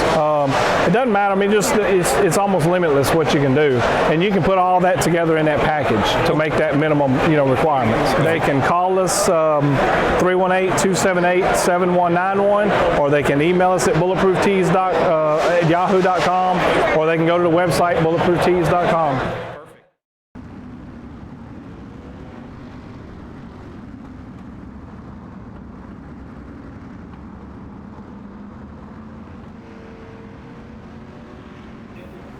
Ladies and gentlemen, we are back, and we're getting ready to go for 50 green flag laps in the Corona Sucks 50 on the pole. In the 14 machine is going to be Ryder Cantillo to his outside, the 1-3, the 13 to Milner Media Designs. Dirt Track Junkies number 13 will be Daniel Worthington, Colby Newborn, Jason Salter, row 2, CJ Howell, Justin Whitehead, row 3, Dylan Thomas and Tristan Cartman, row 4, Howard Weaver, Stephen Whitaker Jr. make up row number 5, Jacob Lassiter, Jonathan Capps, row 6, Cole Dennis and Brent New, row 7, Justin Cook and Colton Newborn, row number 8, Trent Humphrey, Corey Whitworth, row 9, Dylan Glass and Jacob Bailey, row 10, Trevor Collins and Wes Wiegand, row number 11, Justin McNeil and Brandon Ball, your 12th and final row. We are underway, the green flag in the air, and we're already back off of turn number 2. Looks like Ryder Cantillo gonna be the race leader off of turn number 2. Zachary, we head back down the back chute into 3. Oh, just sat down in the chair as we go headed for the race lead. The 14 of Ryder Cantillo trying to put one in the W column for CDR Racing tonight. As the number 14's got the K Dillon Racing Shot Supply to dig under the 14, and she's digging tonight, baby. Donnie turning the wrenches all night long. We get that final quarter pass of Whitehead disposing of him to win the heat race, putting him on the pole tonight, Worthington giving him pressure. The caution flag waves. And we were 3 wide there for 4, 5, and 6 on the racetrack. Zachary, we'll figure out what the deal is here with the caution. Looks like some cars wadded up over in turn number 1. Yeah, looks like I can't make out the number. We got the 44 machine around. I believe that's Wes Wiegand gone around. Several other cars involved. Brandon Ball got a piece of that action. So we'll get folks squared away here, get them turned around once again. The 51 of Jacob Lassiter was in there as well. We did score 1 lap, working lap number 2 right now. So 1 lap complete. 49 remain here in the Corona Sucks 50. Corona beer does not suck, but the coronavirus does suck. Yeah, no, absolutely. Yeah. We need to clarify that for sure. And it looks like Stephen Whitaker Jr. being given an EOL penalty, being charged with that caution over in turn number 2. Whitaker was a little bit sideways on the bottom, and that caused that domino effect to happen there behind him. So the 89C out of Corpus Christi, Texas, gonna have to go to the back of the pack there, Zach. Yeah, that's not going to be good. As looks like we'll go back. Yeah, we're doing double file restarts, of course. Re-rack and stack 2 scored of 50 tonight. This 50-lap affair ready to get back underway as Ryder Cantillo has been impressive tonight. Not often you see the 36J car disposed of, especially on the final lap, coming to the checkers, but iRacing, that kind of thing can happen. And hey, Whitehead's not invincible in a real car either, but he's pretty damn good. But he's pretty good on this iRacing simulator as well. But man, that one position there, Nick, went from Cantillo being on the pole to Whitehead being right now in the 9th or 8th spot on this restart. Yeah, I mean, Justin on the move. Well, yeah, it wasn't great. It wasn't great. So we'll see what happens. He's up 1 spot. We'll see what happens here as we drop the green flag once again. 1 lap complete here in the Corona Sucks 50. As we get back underway off of turn number 4, Zach, looks like your leader going to be Ryder Cantillo down the front straightaway once again into turn number 1. You're looking off the back of the 14 machine. Back to 2nd and 3rd spot with Jason Salter and Daniel Worthington duking it out for that runner-up position. And they're making some contact there as it was getting a little wild there from 2nd on back. As right now for the 2nd on back to 3rd, boy, it's heating up, Nick. Some good racing happening here in the early laps, ladies and gentlemen. Those first 3 cars starting to separate just a little bit from the rest of the field as Justin Whitehead underneath Colby Mewborn off of turn number 2. Whitehead and Mewborn in very similar cars here this evening. They're duking it out for that 4th spot, though, off of turn number 4. Here comes Jason Salter now. He's going to throw his hat to the ring in the number 10 car. Colby Mewborn trying to go back-to-back after last weekend's cooped-up 50 victory. The Citroen Air number 36, and the caution is out on the racetrack again for the 2nd time in this 50-lap main event. Caution number 2 out on the racetrack, ladies and gentlemen. We'll get a quick replay here. It looks like it was the 49, maybe, of Dylan Glass getting caught up there. Oh, yeah, as we had some issues with the 56 machine. Dylan Glass, unfortunately, going to make contact there. Goes around at the bottom of turn number 4. He will have to go to the rear of the field. It was just getting good, too, heating up for that race lead. As I'm sure we'll get a good green flag run in here, and these guys can test for it. We'll find out who's got the baddest hot rod of the bunch. As right now, it appears the 14 car trying to sit her straight to the slab, because it's slab season here. The Corona Sucks 50 so far tonight, the standout racer to this juncture. I'd have to say that CDR Racing Shocks, number 14 for Ryder Cantillo out of Louisiana. Real life crew helps crew chief with Donnie Peterson, who turns the wrenches on that K Dillard Racing MB Custom entry, the Roboline Louisiana racer, regular with the World of Outlaws Morton Buildings Late Model Series. As Cantillo, your race leader at this juncture. Worthington's been impressive too, Nick, all night. Salter just threw his hat to the ring for the first time in this main event. And Colby Mewborn, boy, has he been impressive these last couple weeks. Can he do it and go back to back? I mean, that would be really cool. That would be a Cinderella story for sure for Mewborn to pick up 2 in a row. Just under 10 subscribers left to get to 7,000 folks at LSRTV. If you haven't gone over there, subscribe to that YouTube channel yet, please make sure you do so. We're trying to get to 7,000 subscribers here tonight. We are so close. Less than 10 of you can help us get to that new goal. Here we go, ladies and gentlemen. Should be getting the green flag next time off of turn number 4. Ryder Cantillo out in front in the 14 machine.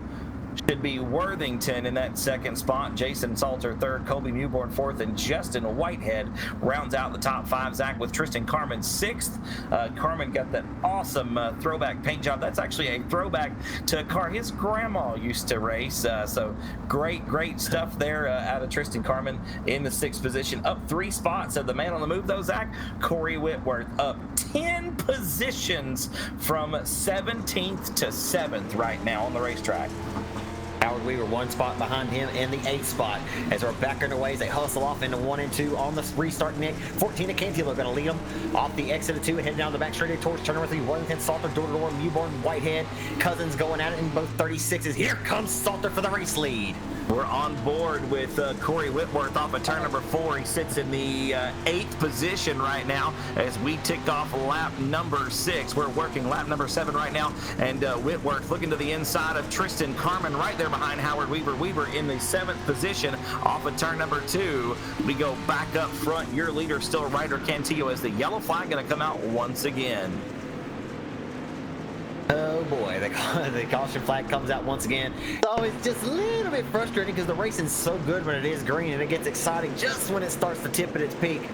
We get the old caution back out, but hey, sometimes you get a lot of them, sometimes you don't get that many, but nonetheless, we'll take them as we get them here, as we got 7 scored to this 50-lap affair here at the Volusia Speedway Park on raceontexas.com for the Corona Sucks 50. You're just tuning in, watching us on Race on Texas Facebook. If you haven't given a like to LSRTV, they're fastly approaching 7,000 likes, I believe Nick said, and they're about 100 away. So if you haven't, go on over there. If you don't have ability to do so right now, make sure you put that on your agenda. Go give them a like after this main event so that they can reach that 7,000. And we appreciate them for all they do to provide this great entertainment on a Saturday night. Oh, absolutely, and I just want to say that it takes a crew almost the same size or the same size as a regular broadcast folks to put these things together. We've got Steven Calabota from Team VLR running admins for us right now. That is a job that I would never want, never envy, and never take for that matter. So big hats off to Steven for handling this for us tonight. Of course, he's a member of Team VLR, Team Victory Lane Racing. Of course, we just got done with hosting the biggest or telecasting, I should say, the biggest purse in iRacing history this past Thursday, with Hayden Cardwell picking up a $4,000 check, Zachary, wow, in the 13th annual Schaefer's Oil Spring Fling.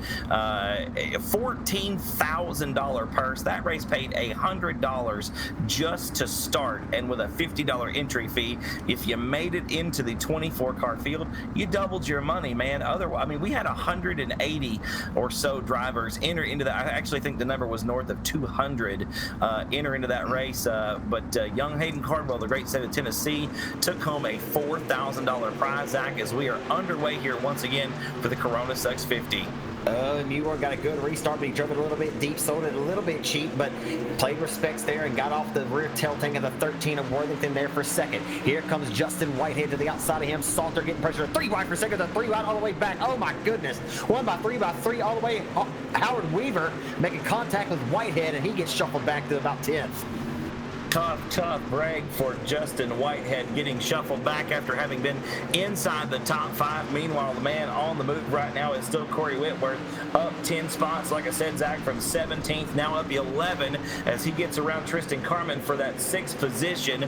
Corey Whitworth up to the 6th spot from 17th. He's up 11 positions. That last lap time, a 20.993 for your second place driver, Jason Salter, a 21.061 for Cantillo, so it clearly shows, lap time indicates it, that Salter was a little bit quicker that last time by, but hey, maybe that clean air out front keeps the 14 out front propelled with the race lead, and the caution flag waves once again here at Volusia. I'm not trying to take anything away from Ryder, but I'm thinking these cautions are helping him out just a little bit as we get another one here that will re-rack things up, bunch them up one more time as we've got the 51 machine around over in turn number 2. That was the cause of the caution there. Jacob Lassiter going around once again, but like I said, Zach, I'm not trying to take anything from Ryder at all, but looks like just as soon as the racing gets good and he starts coming under some serious fire from a driver like Jason Salter or Daniel Worthington, the yellow flag comes out. So things playing into Ryder's favor here this evening, but he still worked his way to that pole. He earned it. He's got the lead right now, so can't take anything away from him for sure. Oh, absolutely not. And I mean, he got up in that heat race and he came and took it from 36J to get that victory. So he earned what he's got to this juncture. Can he hold on, though? That will be the question. As caution laps counted last week, they will not this week. So we're going to hope that we can get down to some green flag laps here and log some into the history books, so that we don't drag this one out too long. But nonetheless, it is fun, Nick, whenever we are under the green flag, and we're just hoping to see a lot more of that here when we do go back to the green here in just a few moments. Oh, the racing is fantastic for sure, and these drivers up front have really they're doing their part to keep that racing action moving and moving well. And the racers in the back, again, not trying to jab anybody, but these cars are fixed set up. They're basically equal, and it really comes down into the driver's ability and into their driving style, I guess I should say. And if this setup and this racetrack just don't suit you, then you're going to struggle here. And these cars being equal and being even, been this close quarters, like close quarters racing that we've seen, folks. It's a double-edged sword. You know, when it's good, and when we struggle, it really does struggle. It's a big one. It can certainly get ugly at times. As we're going to go back to the green flag here, Nick, we're back on the way. A great restart, kind of a jump on that one. 14 of Cantillo, he'll lead them off into turns 1 and 2 here on the restart. Salter in tow, the 13 of Worthington. Colby Newborn in the 4th, the 5th driver's Howard Weaver. What's going to happen in this one? Weaver to the inside of the 36, trying to go to 4th right now. A little bit more of a settle down as we went single file there. Yeah, single file restart here helped out some of those drivers up front. Maybe the cars get a little spread apart a little more quickly as we go now on board with Colby Newborn, who rides inside the 5th position right behind Howard Weaver. Weaver has worked his way up into the 4th spot. He's up 5 positions, Zach, after starting 9th right now, but he's got a long way to go before he can catch up to those top 3 cars. They're pulled away by about a second right now on the rest of the field.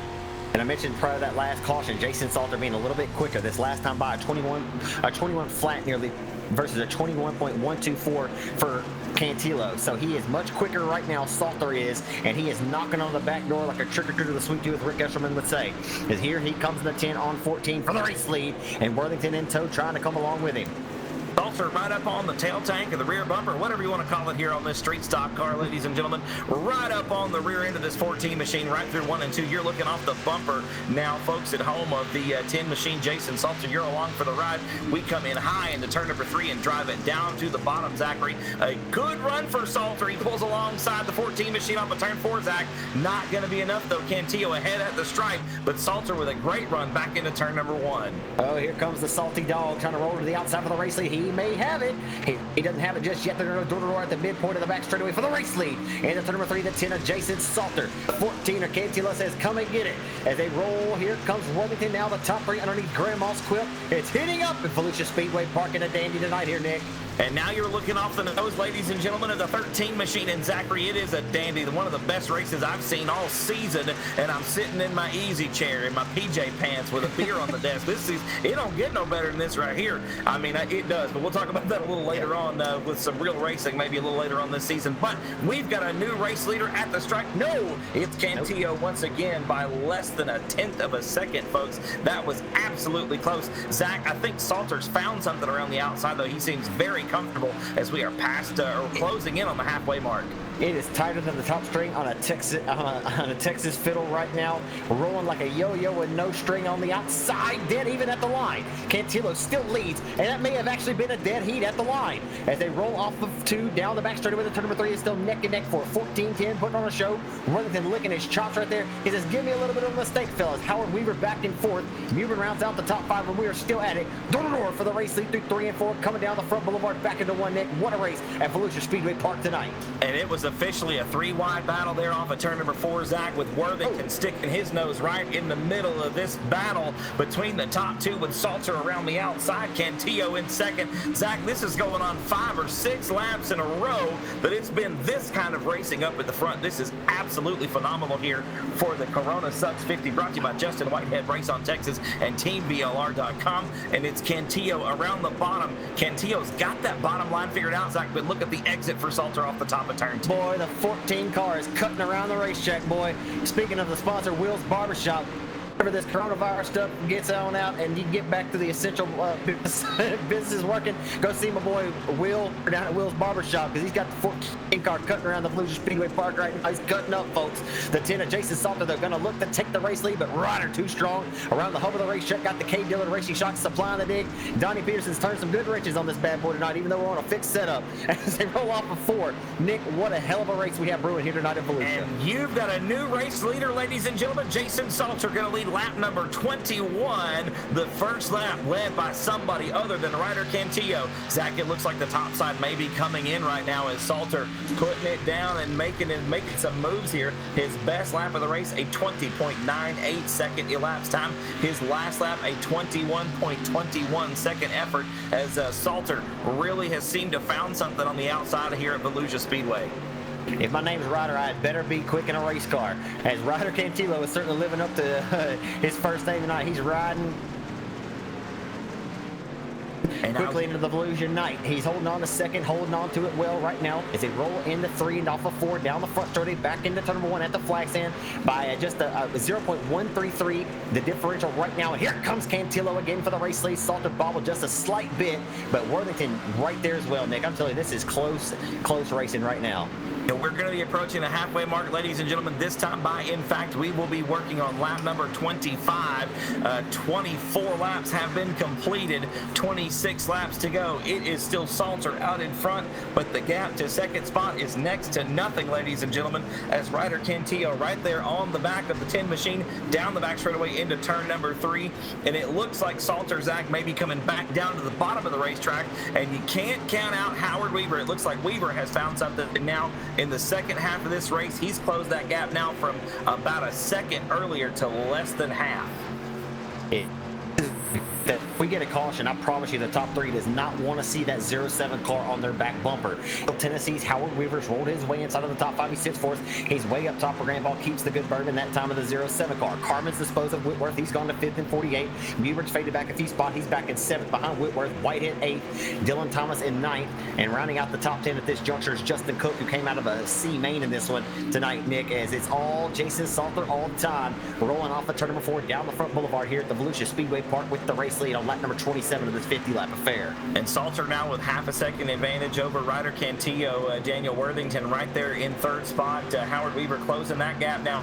He's only got about a half a second between himself and Worthington. So Weaver working the top side of the racetrack in turns 3 and 4. You see a great shot there from the back of Daniel Worthington's 1-3 machine as Weaver working the outside of the 07. Howard Weaver right up against the wall down the front straightaway, and now going to look to the inside of Worthington over in turns 1 and 2. Not going to be enough. Worthington still hangs on to that 3rd spot right now. Zachary rounding out the podium here in the Corona Sucks 50 as we are now going to be working on lap number 30. This time by the start finish line, Jason Salter with 0.4 of a second over Ryder Cantillo as we take on lap number 30. Hey, 1, 2. In Louisiana's Jason Salter, the pair of Arclatex regional racers on the back straightaway, or the crewman or tire prep worker on the CDR racing team for Dillard.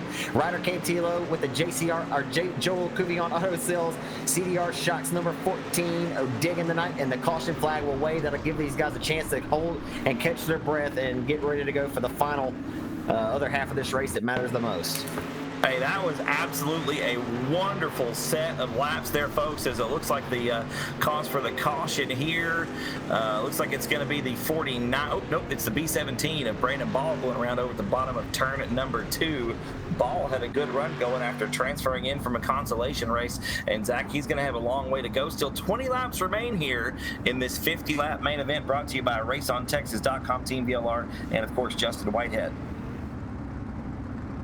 Yeah, this is going to be interesting to see what happens here. This final, these 30 laps scored. So we're down to a regular 20-lap dash, 20-lap main event on a Saturday night special. And we'll see. We got 30 of them out of the way. The final 20 to clear, Nick. And Jason Salter just meticulously kept chipping away at the race lead, and he finally got the race lead and was able to separate himself a little bit. But Cantillo was right there in the mix, barking on his back door like a big dog. And Worthington can't shake a stick at him. He's had a hell of a performance tonight here inside of the top 3 as well. But Weaver will be the one that I'd be a little nervous about as we get back to the green. Oh, definitely, and I mean, some of these, real racing drivers who haven't been iRacing long may not know the name Howard Weaver. But I tell you what, if you've been in any iRacing for longer than a couple of weeks, I guarantee you know who Howard is if you're in the dirt circles here. Like you said, Zach, inside the top 5 all-time iRacing dirt racers. So got to be a feather in the cap to these 3 guys out in front of him. Of course, Howard worked his way up through the field, started inside the top 10, but way back there in 9th spot. So he's worked his way up in the last 20 laps. He's been up, he's been down, but right now trying to close in the gap here as we take the green flag once again. 30 laps complete here, folks. Going to be 20 laps remaining here as we take the green flag off of turn 4. A good restart by your second place driver, Cantillo, as they roll into one hill to the inside of the 10 for the race lead. Dennis Salter rolling about a half a lane up higher. Here comes Howard Weaver with a big run, that momentum working. Worthington, the other line, edge him out by about a half a car length as they approach turn number 3. Weaver going to continue to roll the outside, that outside momentum, Nick. Will it continue to work and pay dividends and work to his advantage as they roll off of 4th? He will go to 3rd this time at the line, or will he? I think it will, Zach. I think it'll help out a lot as we're now on board with Weaver down the off of turn 2 down the back straightaway. I think it will work out because the bottom looks like it's been just about used up by most of these guys hugging the hub. Is the caution flag going to fly once again here, Zachary? One more caution flag in this Corona Sucks 50 lap main event. But Weaver making the outside work, and he's making his stride because he's the only guy on the outside right now. Yeah, you know, it's just like at a real racetrack. I don't know if you remember being a kid. I mean, even as an announcer, it's nothing like watching the guy who just lets it eat up top. You know, a guy who just throws all caution to the wind and says, "What the hell do I have to lose?" And he throws the car up top. Sometimes it's there, and sometimes, you know, sometimes there's a cushion, sometimes there's not. But a guy just gets up there and eats and pulls that bad boy to the front and disposes of his competition. It's always a lot of fun. So we'll see if Weaver can put on a show here tonight at Volusia here in the iRacing world. As it should be pretty interesting because all these guys right now are pretty equal. Like you said, we're on a fixed setup tonight. So if you want to, whatever separation you're able to find, you have well earned it on your own here tonight. Oh, absolutely. And as we watched a replay there of the caution flag, the caution flag, Dylan Glass going for a wild ride here over in turn number 2 here at the Volusia Speedway. We're going to get things back underway here in just a moment. Ladies and gentlemen, 32 out of the scheduled 50 laps have been completed. We are inside 20 laps to go, and we made our goal of 7,000 subscribers. Thank you so much over at LSRTV for helping us out, folks. If you, like I said, if you want to get notified of when LSRTV goes live on their YouTube channel, or on our YouTube channel, I should say, click that bell icon. You will get notifications to your smart device when LSRTV is going live. And once again, that is the esports division, so to speak, of RaceOnTexas.com, the service that you all know and love. And we hope that you're enjoying what you see here this evening. And we're just doing our part, you know, to bring you some content, some good racing here as we are all in quarantine. We can't go to the racetrack. We just want to we want you to know that we appreciate your support and your patience, and we want to be able to continue to bring you great racing events like the Corona Sucks 50 here each and every week. And I do believe we're going to be able to start doing that here very soon as Zach, the green flag comes out one more time. 32 laps in the books, 18 remain. Jason Salter once again going to lead us off into turn number 1. Back to the All-American Pools green flag. We're back at it here for the Corona Sucks 50. Don't forget, folks, August 20th to the 22nd at the Texarkana 67 Speedway this August. It will be the 7th running of the Factory 50. And Salter went way how wide and handsome that time before, but he's able to keep the momentum wound up underneath that tin machine. And a pair of inner Cajuns right now, and the caution flag right in front of the field. One of them loops the car. Hard to tell from my vantage point who that was, but right in front of the field, that red machine looped it and brings out the caution once again. That was the 49 of Dylan Glass once again going around over there at the bottom of turn number 1. So we'll re-rack them and restock them one more time. 34 laps complete that time around, ladies and gentlemen. 16 remain. Like you said, Zach, the 7th annual Factory 50 coming up. Tell us about that race, man. That's your race. That you love that thing. It's one of the biggest factory stock races really in the region. So what can we be expecting for that one coming up? You can expect great white knuckle racing. One thing about that race, Justin Whitehead's done a great job promoting that every year, no matter what class it is. I mean, obviously it started off being a race focused on the factory stock division and how great it was, and a way for Justin to kind of give back. He'd won so many races in that division, you know, Cajun Classic winner, and a race that he started putting on at Timberline Speedway, I believe back in 2014 was the first year. Adam Roy came from 18th to win that deal. There's always been some exciting racing. I mean, whether we're just talking about the racing in particular or about how well the event has been promoted, it'll move. Last year it was held at Arklatex Speedway. Of course, it was won by Brandon Brown. This year it'll move to 67 Speedway in Mandeville, Arkansas for the first time ever. But again, it originated at Timberline. No matter if it's the limited modifieds or any support classes, we had the elite non-wing sprint cars involved with it. It seems like everyone who races around the Arklatex wants to be involved with that event because Justin's done such a good job of promoting it and really putting it on the map with all the contingencies and sponsorships and just all these, you know, lap by lap sponsors. Something that we saw last week took place in his cooped up 50. Justin just has a knack for kind of, you know, putting the promoter hat on. Of course, he promoted Timberline Speedway 2 years ago and did a fantastic job doing that with there. So it's the guy who wears many hats. He wins a lot of races with the helmet on, but when he's off the racetrack, he cares a lot about his counterpart, his racers as well, and he wants to give back and do what he can to help promote and keep Arklatex area racing great. It's something that I commend him for and have a lot of respect for him for. And it is definitely, Nick, an event that I look forward to every year, no matter which racetrack it is. It kind of sells itself, and one that the best of the best in the Arklatex region are going to show up and show out for. And we look forward to that one this year again at 67, August 20th through the 22nd. And just as we get done with that one, ladies and gentlemen, the green flag comes back out. Don't forget, and we got a yellow immediately after the green flag flies. Yeah, this one's getting a little rough here, folks. We gonna try to get it going here. We've got 16 laps remaining, and should be able to get it underway here in just a moment. But yeah, a lot of good racing still left to be run. We hope to get back to some sense of normalcy here pretty soon. And of course, the Factory 50 going to be one to watch coming up August 20th through the 22nd there at 67 Speedway this year, which is just outside of Texarkana on the Arkansas side, correct? Yes, it is technically in Mandeville, Arkansas. That's a racetrack. I'll tell you what, man. I've been telling folks that if you haven't been to 67 Speedway in Mandeville, then you're missing out. It is one of the best. I mean, week in and week out provides some of the best racing you'll find anywhere in the Arklatex. I rank it inside of the top. I mean, I won't say it's the best because I love all the racetracks around here, and I announce it most all of them. But I love 67. It was never in my wheelhouse of racetracks until 2 years ago, and I'm certainly happy that I've added it to the docket, and I call the action there on Friday nights. I love it, and I look forward to it week in and week out. Man, that's awesome. I drive by there every time I go home, every time I go to the Northeast. Oh, yeah, it's right on the trip. Every time I go up to Arkansas to go see mom or dad or my grandmother and all the folks up there, it's right on the road, man. I drive right by it on 35. I've never made a race at 67 because, I mean, it's 5 hours from home now. It was 4 hours from home when I lived in Arkansas. It's just never been it's never been feasible for me to get there, but I would love to. Well, buddy, I don't know what's going on with August 20th. 22nd, and I don't know who's going to pay you yet, but I'd love to have you. I'd love to have you up there and broadcast that deal with me, because it will be live on Race on Texas. It has been, every year the last several years. So that would be excited about that one. Be absolutely a blast to make it up there. I've seen some video from their course on Race on Texas. The racing, like you said, Zach, is absolutely phenomenal there at the Texarkana 67 Speedway. So y'all don't forget August 20th through 22nd as we roll around here at the virtual Volusia Speedway Park under caution one more time. We should be getting ready to go set shortly here, Zach. Yeah, I want to give the plug to this year's title sponsor of the Factory 50, All-American Pools, which is one of our main title sponsors for tonight's action here for the Corona Sucks 50.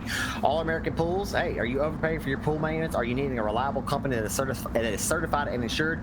If so, they're your guys. You can give them a call today at 903-733-3780. I told you I'd get you that number, 903-733-3780. Give them a call, and they can get you fixed up. All-American Pools, servicing the Arklatex region. They'll get you fixed all the way up there, folks. Give them a call. Green flag coming back out once again, ladies and gentlemen. 35 laps now complete. 15 remain here. Actually make it 36 and 14 as we head back off into turn number 1. Jason Salter still your leader, Zach, but Howard Weaver now working the inside down the back straightaway into turn number 3. Weaver up to second as we come into turn 3. Oh, in Texarkana, I like to say there's some cat scratch fever when John Mitchell goes after the race lead, but right now we got some Weaver fever, baby. Here comes the 07 out of Crossville, Tennessee, volunteering to throw his hat into the ring for the race lead. He'll look to go to second. Got a little crossed up there to the inside of Cantillo. And Worthington back in the mix. They try to go 3 different lanes wide for second. Good grief, fellas, settle down. 37 laps scored, 50 lap affair, and the caution is back out in this one. One more yellow flag here, ladies and gentlemen. We'll see the cause of it. Looks like a big wad of cars over in turn number 1. Justin McNeil going to be the unfortunate victim in that one. He'll go around at the bottom of turn number 2. Looks like the 2 machine of CJ Howell involved as well. So we got another caution here. 37 laps down complete, 13 remain. I tell you what, Zach, Weaver up 1 more spot to second. He's going to be on the outside now. I'm not sure if that's going to be his preferred place to start, but he's definitely been quick up there. Yeah, I'll say he's been up there, so I would imagine that he doesn't care too much where he's going to be at on these restarts. But his car has certainly shown that it has speed and works up top. So we'll see what's going to happen here again when we go back to the green flag. I'd like to stay under the green, but we'll see who's got the quickest trigger. as it will be up to your race leader to get on the throttle and get this field back under the dancing position here, as the 10 of Jason Salter will be the man. We've got plenty of time left on the clock. This race has been going on for now 33 minutes or so. Like I said, 37 laps complete, 13 laps remain. Howard Weaver on the outside now in that second position, up 7 spots. Of course, Jason Salter still your race leader after taking the lead around the halfway mark, about 20 or 25 laps or so. Salter finally getting around Ryder Cantillo, who's in third still. Daniel Worthington fourth. Corey Whitworth, Zach, the hard charger right now on the racetrack, up 12 spots into that 5th position. He is the man on the move, still just outside the top 5 right now, I do believe. Actually, I think he's in 6th, it looks like. Well, we're just about got him re-racked and stacked. The iRacing pace truck ready to pull her down as Jason Salter out of Benton, Louisiana. Benton, Louisiana, located in northwest Louisiana, about 15 minutes from my hometown of Houghton, Louisiana. If you're not familiar where that happens to be, that is the hometown of your Dallas Cowboys star and quarterback Dak Prescott, as we're live here on RaceOnTexas.com for what it's worth. As Jason Salter, though, to the green flag as your race leader, Howard Weaver out of Crossville, Tennessee. On the outside, we're hustling back underway into 1 and 2, lap 38 of this 50-lap affair. 12 laps remain here. Nick Robbins and Howard Weaver, for the first time, someone takes the lead away from the 10 of Salter when he took it away from the 14 of Cantillo many laps ago, as Salter will fight back to his inside. That's going to be a great race battle for the lead, ladies and gentlemen. A little bit of contact there between the two as we were on board with Howard Weaver once the green flag dropped, and the caution will come out once again. 39 laps now completed, 38 and 12 going to be the remainder, and it looks like the caution coming out for an incident over in turn number 4, the 51. Going to go around 51, I believe that is Jacob Lassiter, in the 51. Justin McNeil and Brandon Ball getting involved as well, and it will be a single file restart, ladies and gentlemen. I'm not sure if it is Jason Salter or Howard Weaver going to start this thing from the front. I believe that Weaver is going to be your new race leader here, Zach, with a single file restart. Yeah, on a regular Saturday night at the racetrack, it would go back to the last completed lap. At some places, it just depends on where it was scored and if they made it back to the line or not. To tell from where I was watching, from where I'm sitting in my vantage, if Weaver would have actually been scored, if we went back to the last completed lap, but we call it like we see it, or as the iRacing see it, and nonetheless Weaver had earned the top spot. It was just a matter of did he have it at that time and scored it at the line. So Weaver at 07 out of Crossville, Tennessee, going to be your race leader. Over the 10 of Jason Salter, Worthington, who's had a great hot rod all night long, finally disposed of the 14 of Cantillo, where he'd been on his back bumper hunting it all night long. Cantillo from first, and I believe he's in fourth now on the 14, and a great run for Whitworth in car number 30 to break inside of the top 5 now. Yeah, Corey Whitworth, like I said, has been the man on the move. Of course, Wes Wiegand has also charged pretty hard here in the late going of the race. Started in the 23rd position after racing in from B main number 3, and right now resides in the 13th spot. So he's picked up 10 positions here in the Corona Sucks 50. It looks like the pace truck. Zach going to get ready to pull into the infield. Howard Weaver going to lead him to the green flag this time off of turn number 4. 11 laps remain here. It'll be 10 once we take the green flag. The iRacing.com Chevrolet Silverado pace truck going to pull into the infield, and Howard Weaver from Crossville, Tennessee, going to lead this field to the green flag, and I'm sure he's hoping to lead them through the last 10 laps here of this Corona Sucks 50. Zachary, take us to the green flag. Weaver going to lead him down to the point on a single file restart. The 07 car hustles his way into 1 and 2. He'll go right to the middle lane of the Volusia Speedway Park located in Barberville, Florida, and he'll hustle his way off of 2 into turn number 3 with the race lead. The 10 of Salter trying to hold off the fight from the 13 of Worthington, to give him absolute HELL for the entirety of this one. And here comes Whitworth breaking inside of the top 4 now, pushing the 14. Nope, trying to push him back to 5th. Cantillo giving him hell as we go at it. Nick into 1. Weaver still with the race lead by 2 car lengths into 1 and 2. Weaver still your race leader, but the story right now, ladies and gentlemen, is the young man who's challenging for that 4th spot. Corey Whitworth has made his way through half of this field. Zach, is another caution flag will wave here with 41 laps complete and 9 to go. Man, sometimes us announcers will call it like we see it too, because I know the folks who are sitting at the house are saying, "Dang nabbit," they don't want to see the caution either, because every time it gets good, it's just like in real life racing. I mean, we can't always say exactly how we're feeling, but in this case, hey, if we just settle down a little bit, fellas, we don't want to rob the fans of a great main event here and end this one. Of course, you can end it under caution, but you don't want to wind all the laps down and under the yellow anyway. Well, I mean, it's difficult here, and we've talked about how hard this. Well, we've talked about how hard it is to drive these cars all night long. But this racetrack now is it's what you'd call dry slick here, Zach. It is slippery.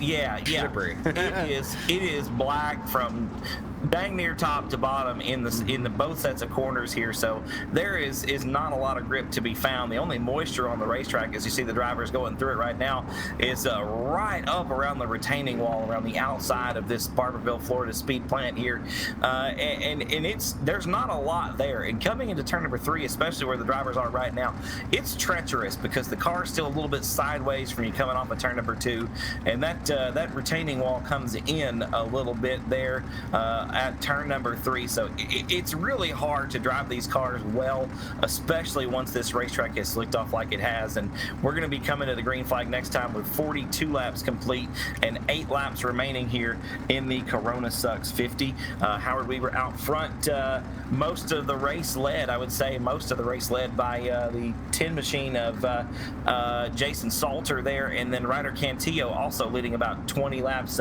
in the 4th spot right now, with Daniel Worthington right there running out the podium. I've seen a lot of races throughout the day, out my years of, some great battles in contention under the green flag, but just caution-plagued events that have marred races, and this could be kind of similar. I mean, the guys up front have been putting on a hell of a show. There's been great racing throughout, but just having a hard time keeping this one under the gun. And we'll get back underway here as they hustle into 1 and 2 here from the Volusia Speedway Park. Salter in tow behind the 07-year race leader Howard Weaver, the battle for 3rd. 14 of Cantillo to the inside of Worthington. Worthington splits him by about a half of a car length into turn number 3. Nose to tail, 1, 2, 3 right now. Cantillo going to roll the hub and try to roll it well. Weaver off of 4 with a car length advantage. Nick at the line. Salter trying to be in hot pursuit here with 10 laps to go. And Worthington, like you said, there's Zach cracking his way to the top 3 once again, gutting around Corey Whitworth there, who's now back to 4th spot as we creep to that 5 laps to go mark. Another caution flag going to come out here, ladies and gentlemen. We're doing them, looks like 2 at a time here at the Corona Sucks 50. And I tell you what, I'm starting to think that caution flags suck myself. Yeah, are you drinking a Shinerbach?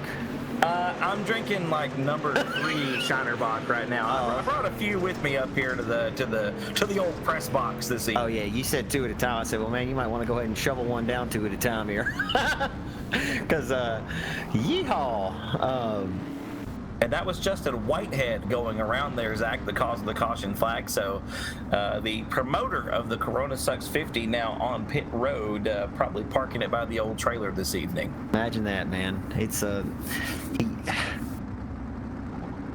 real racetracks, he's always causing cautions, and here we are with iRacing with 7 laps to go causing cautions. Hey, so you know what's funny though about this? It's a give-take situation, because how many times as well as an announcer, Nick, you've been up in the booth, you're like, man, it'd be cool to see a caution right now. Not that the driver out front with the lead, you don't want on the win, but you'd surely love to see what happens if the guy in second, who's, several car lengths back, who's got a hell of a run coming, we were talking about earlier on the outside, and boy, he's coming, and he's starting quicker lap times. Boy, it'd be cool to get a caution, because otherwise he's not going to be able to get up here and contend for this win. Sometimes you're praying for him. Sometimes you just don't want to see him. And this is one of those cases where I don't want to see another damn caution tonight. Absolutely, man. I'm with you. And it looks like, I would love to see Corey Whitworth get another shot at a green flag stretch here. He's got 7 laps to go. He's worked his way up to his highest 3rd on the racetrack right now, sitting in the 5th spot. And I would love to see that kind of Cinderella story after having to race in from a Consolation, starting way back in the back of the pack, and making his way up through the field. That would be the story of the night for me, man. Well, that last time by, Jason Salter did actually turn a quicker lap than Howard Weaver with a 20.980 to Weaver's 21.027. That was on lap number 43, or 42 rather. So, perhaps Salter does have here when we go back to the green, which will be right now here. Volusia, Nick Robbins, we're back underway in a great restart for the 07 of Tennessee's Howard Weaver as he hustles it into 1 and 2. Salter gonna try to reel him in. He's running out of time. Yeah, he's running out of time, and Zach, he's got a new challenger now as another yellow flag going to wave here. I mean, Daniel Worthington had a great restart there. Salter, unfortunately, did not, but another caution flag going to wave here at Volusia. Can you tell us who's the caution is on? Let's see here. It looks like it's going to be the 36 of Colby Newborn going around over in turn number 2. We'll give him a pass because he won last weekend, but everybody else, let's just black flag the rest of the field from about 6th on back. Just kick them out of this joint. Let's run her. Watch this top 5 do what they've done all night long, and just, I mean, right nose to tail, side by side, right on each other. As here's where it gets interesting, folks. We are approaching now 45 minutes for this feature. There's an hour time clock on a 50-lap main event, which normally should be enough time, but as we saw earlier, we had a 12-minute timer expire on a B main, and I mean, you finish where you're at when that happens. So if these guys want to have a shot at making their way forward at all, especially these guys inside the top 5, some of the guys in the back, man, maybe from 6th on back, need to settle down and let cooler heads prevail. The racetrack is slick, and I know you want to have a good showing here for the folks watching at home, but you know, just you got to settle down and maybe take the victories that you've got. Yeah, you know, we want the fans sitting at home watching this to have a victory too. I mean, they'd love to probably see this race finish and be a little bit, you know, it's been exciting nonetheless at times, but it's just been hard to kind of log some laps in here, obviously, and keep the excitement peaked up. You know, it is what it is. We're working here, ladies and gentlemen, get the field re-racked and restacked behind the iRacing.com pace truck. And you're exactly right, Zach. Sometimes at regular Friday or Saturday night show, we get a bunch of guys trying to be in the same place at the same time, or we get a real slick racetrack, or a lot of drivers miss the setup, and we have what we call the caution fest. And unfortunately, it looks like we may have our hands on one of those tonight. Hopefully, though, we can get it done. We're going to be within 5 laps of the finish here as we take the green flag, and it looks like the field once again stacked up behind your leader, Howard Weaver, the Crossfield, Tennessee racer, going to lead them to the green flag as the iRacing.com pace truck leaves the field. The green flag's back out, and we're back underway down the front boulevard into 1. Do it for Daryl. We're back underway. The 07 of Howard Weaver with the race lead. The 10 of Salter out of Benton, Louisiana. Holding Matt Worthington and Cantillo trying to get another run on him. Whitworth inside of the top 5. Carmen in 6th.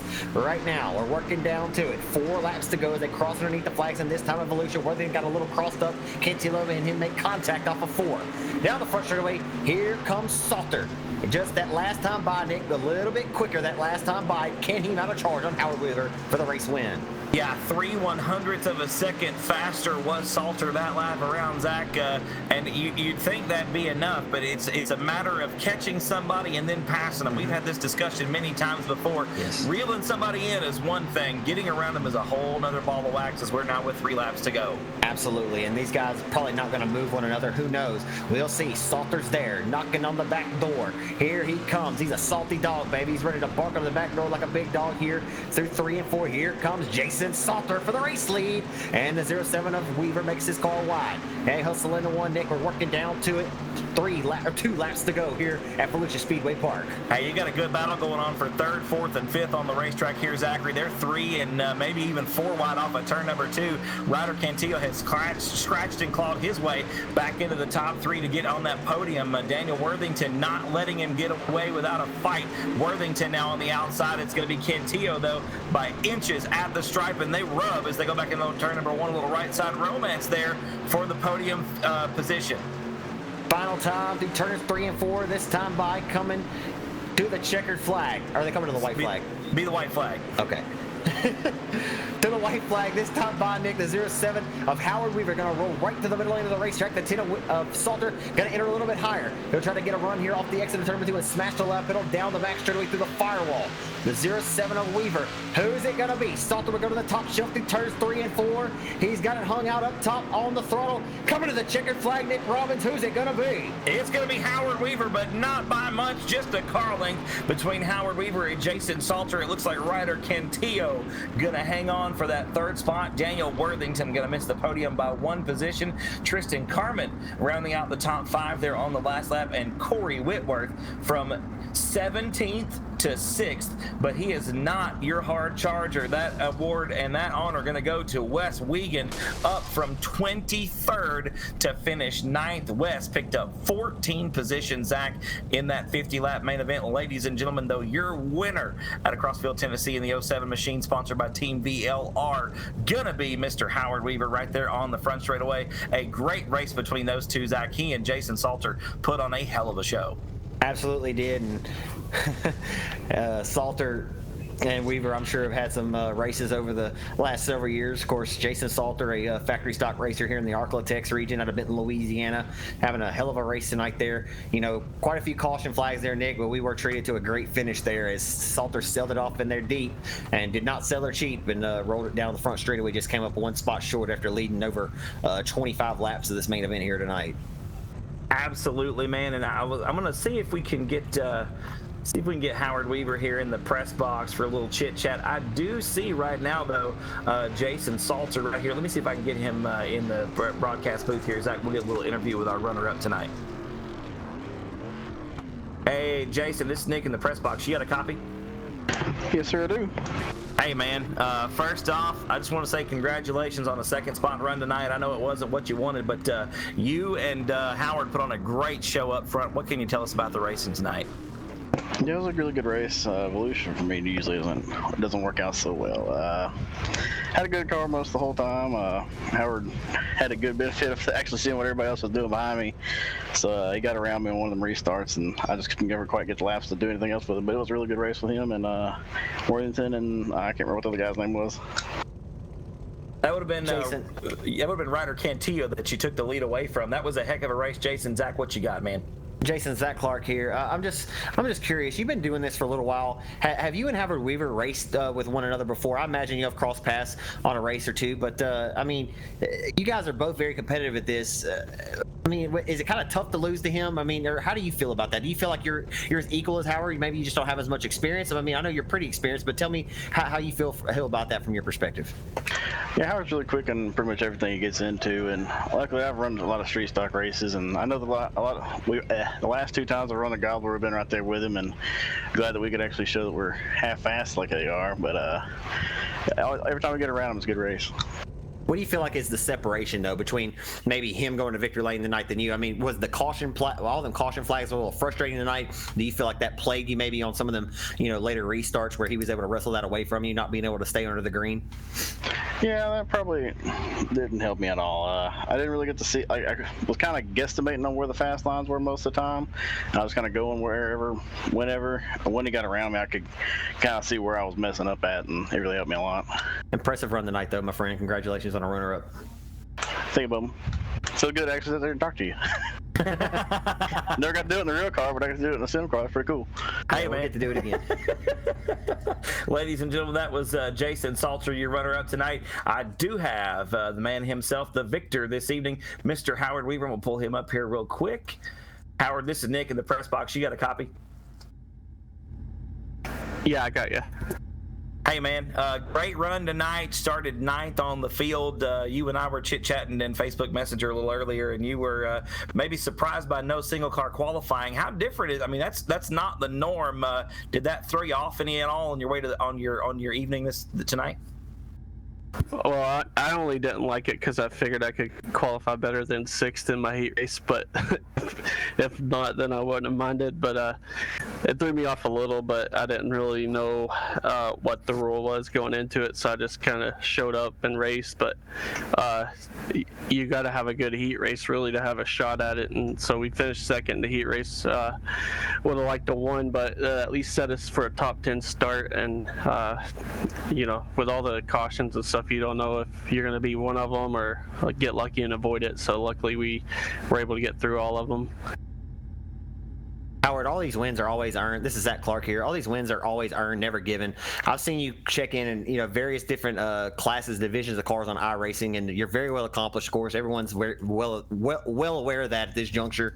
How much do you kind of enjoy that, though, having to come from the tail like that? I mean, do you get as much of a thrill from it now as you did, maybe 6 months or a year ago? There's a lot of new guys on here that race, real life cars that I'm sure you haven't been able to race side by side with on iRacing. But you get as much of a thrill from it now, and the actual feat of doing it, because it has to be pretty difficult still. Yeah, I like starting in the back end unless it's for money, because then I want to start as high up as I can. But yeah, it's good practice to try to pass people and stuff too, which I didn't start that far back tonight. But street stocks are really difficult to pass already, so I knew coming, from kind of mid pack, it was going to be a tough way to get up there. But I enjoy starting in the back as long as I can stay out of trouble. Sometimes it's frustrating, and other times kind of you avoid most of the trouble and get up to the front by the end. So just depends on the situation, and I think tonight was pretty good, so I'm happy with it. Great show, man. First time I've won. I just want to say, hey, man, outstanding run tonight. Congratulations on the victory. Yep, I appreciate it, Zach. Howard, you got anybody you want to thank on the race car, man? Yeah, first I want to thank Jason Salter for running me clean there. He didn't even bump and run or anything in turn 4. I think he might actually been a little bit quicker than me, which I think these cars have a little bit of draft. So if I was behind him, I probably would have been right there too. But I have to thank him for running me clean to the finish. I tried to leave him room off turn 4 since he did that. So other than that, I got to thank iRacing Got Flag, Team VLR, Race on Texas for the broadcast, LSRTV, Team Friday, and I think that's it. And you guys for calling the action. Well, Howard Weaver, always a pleasure watching you race, man. And once again, congratulations on tonight. Yep, I appreciate it, guys. Thank you. Yes, sir. Well, ladies and gentlemen, that is gonna do it here for us at the Volusia Speedway Park. Zach, before we go, you got any thoughts from tonight? I get yes and no. I enjoy this. This second time, Nick. It's always fun to broadcast any racing with you. I can't wait to get back to the real racetrack.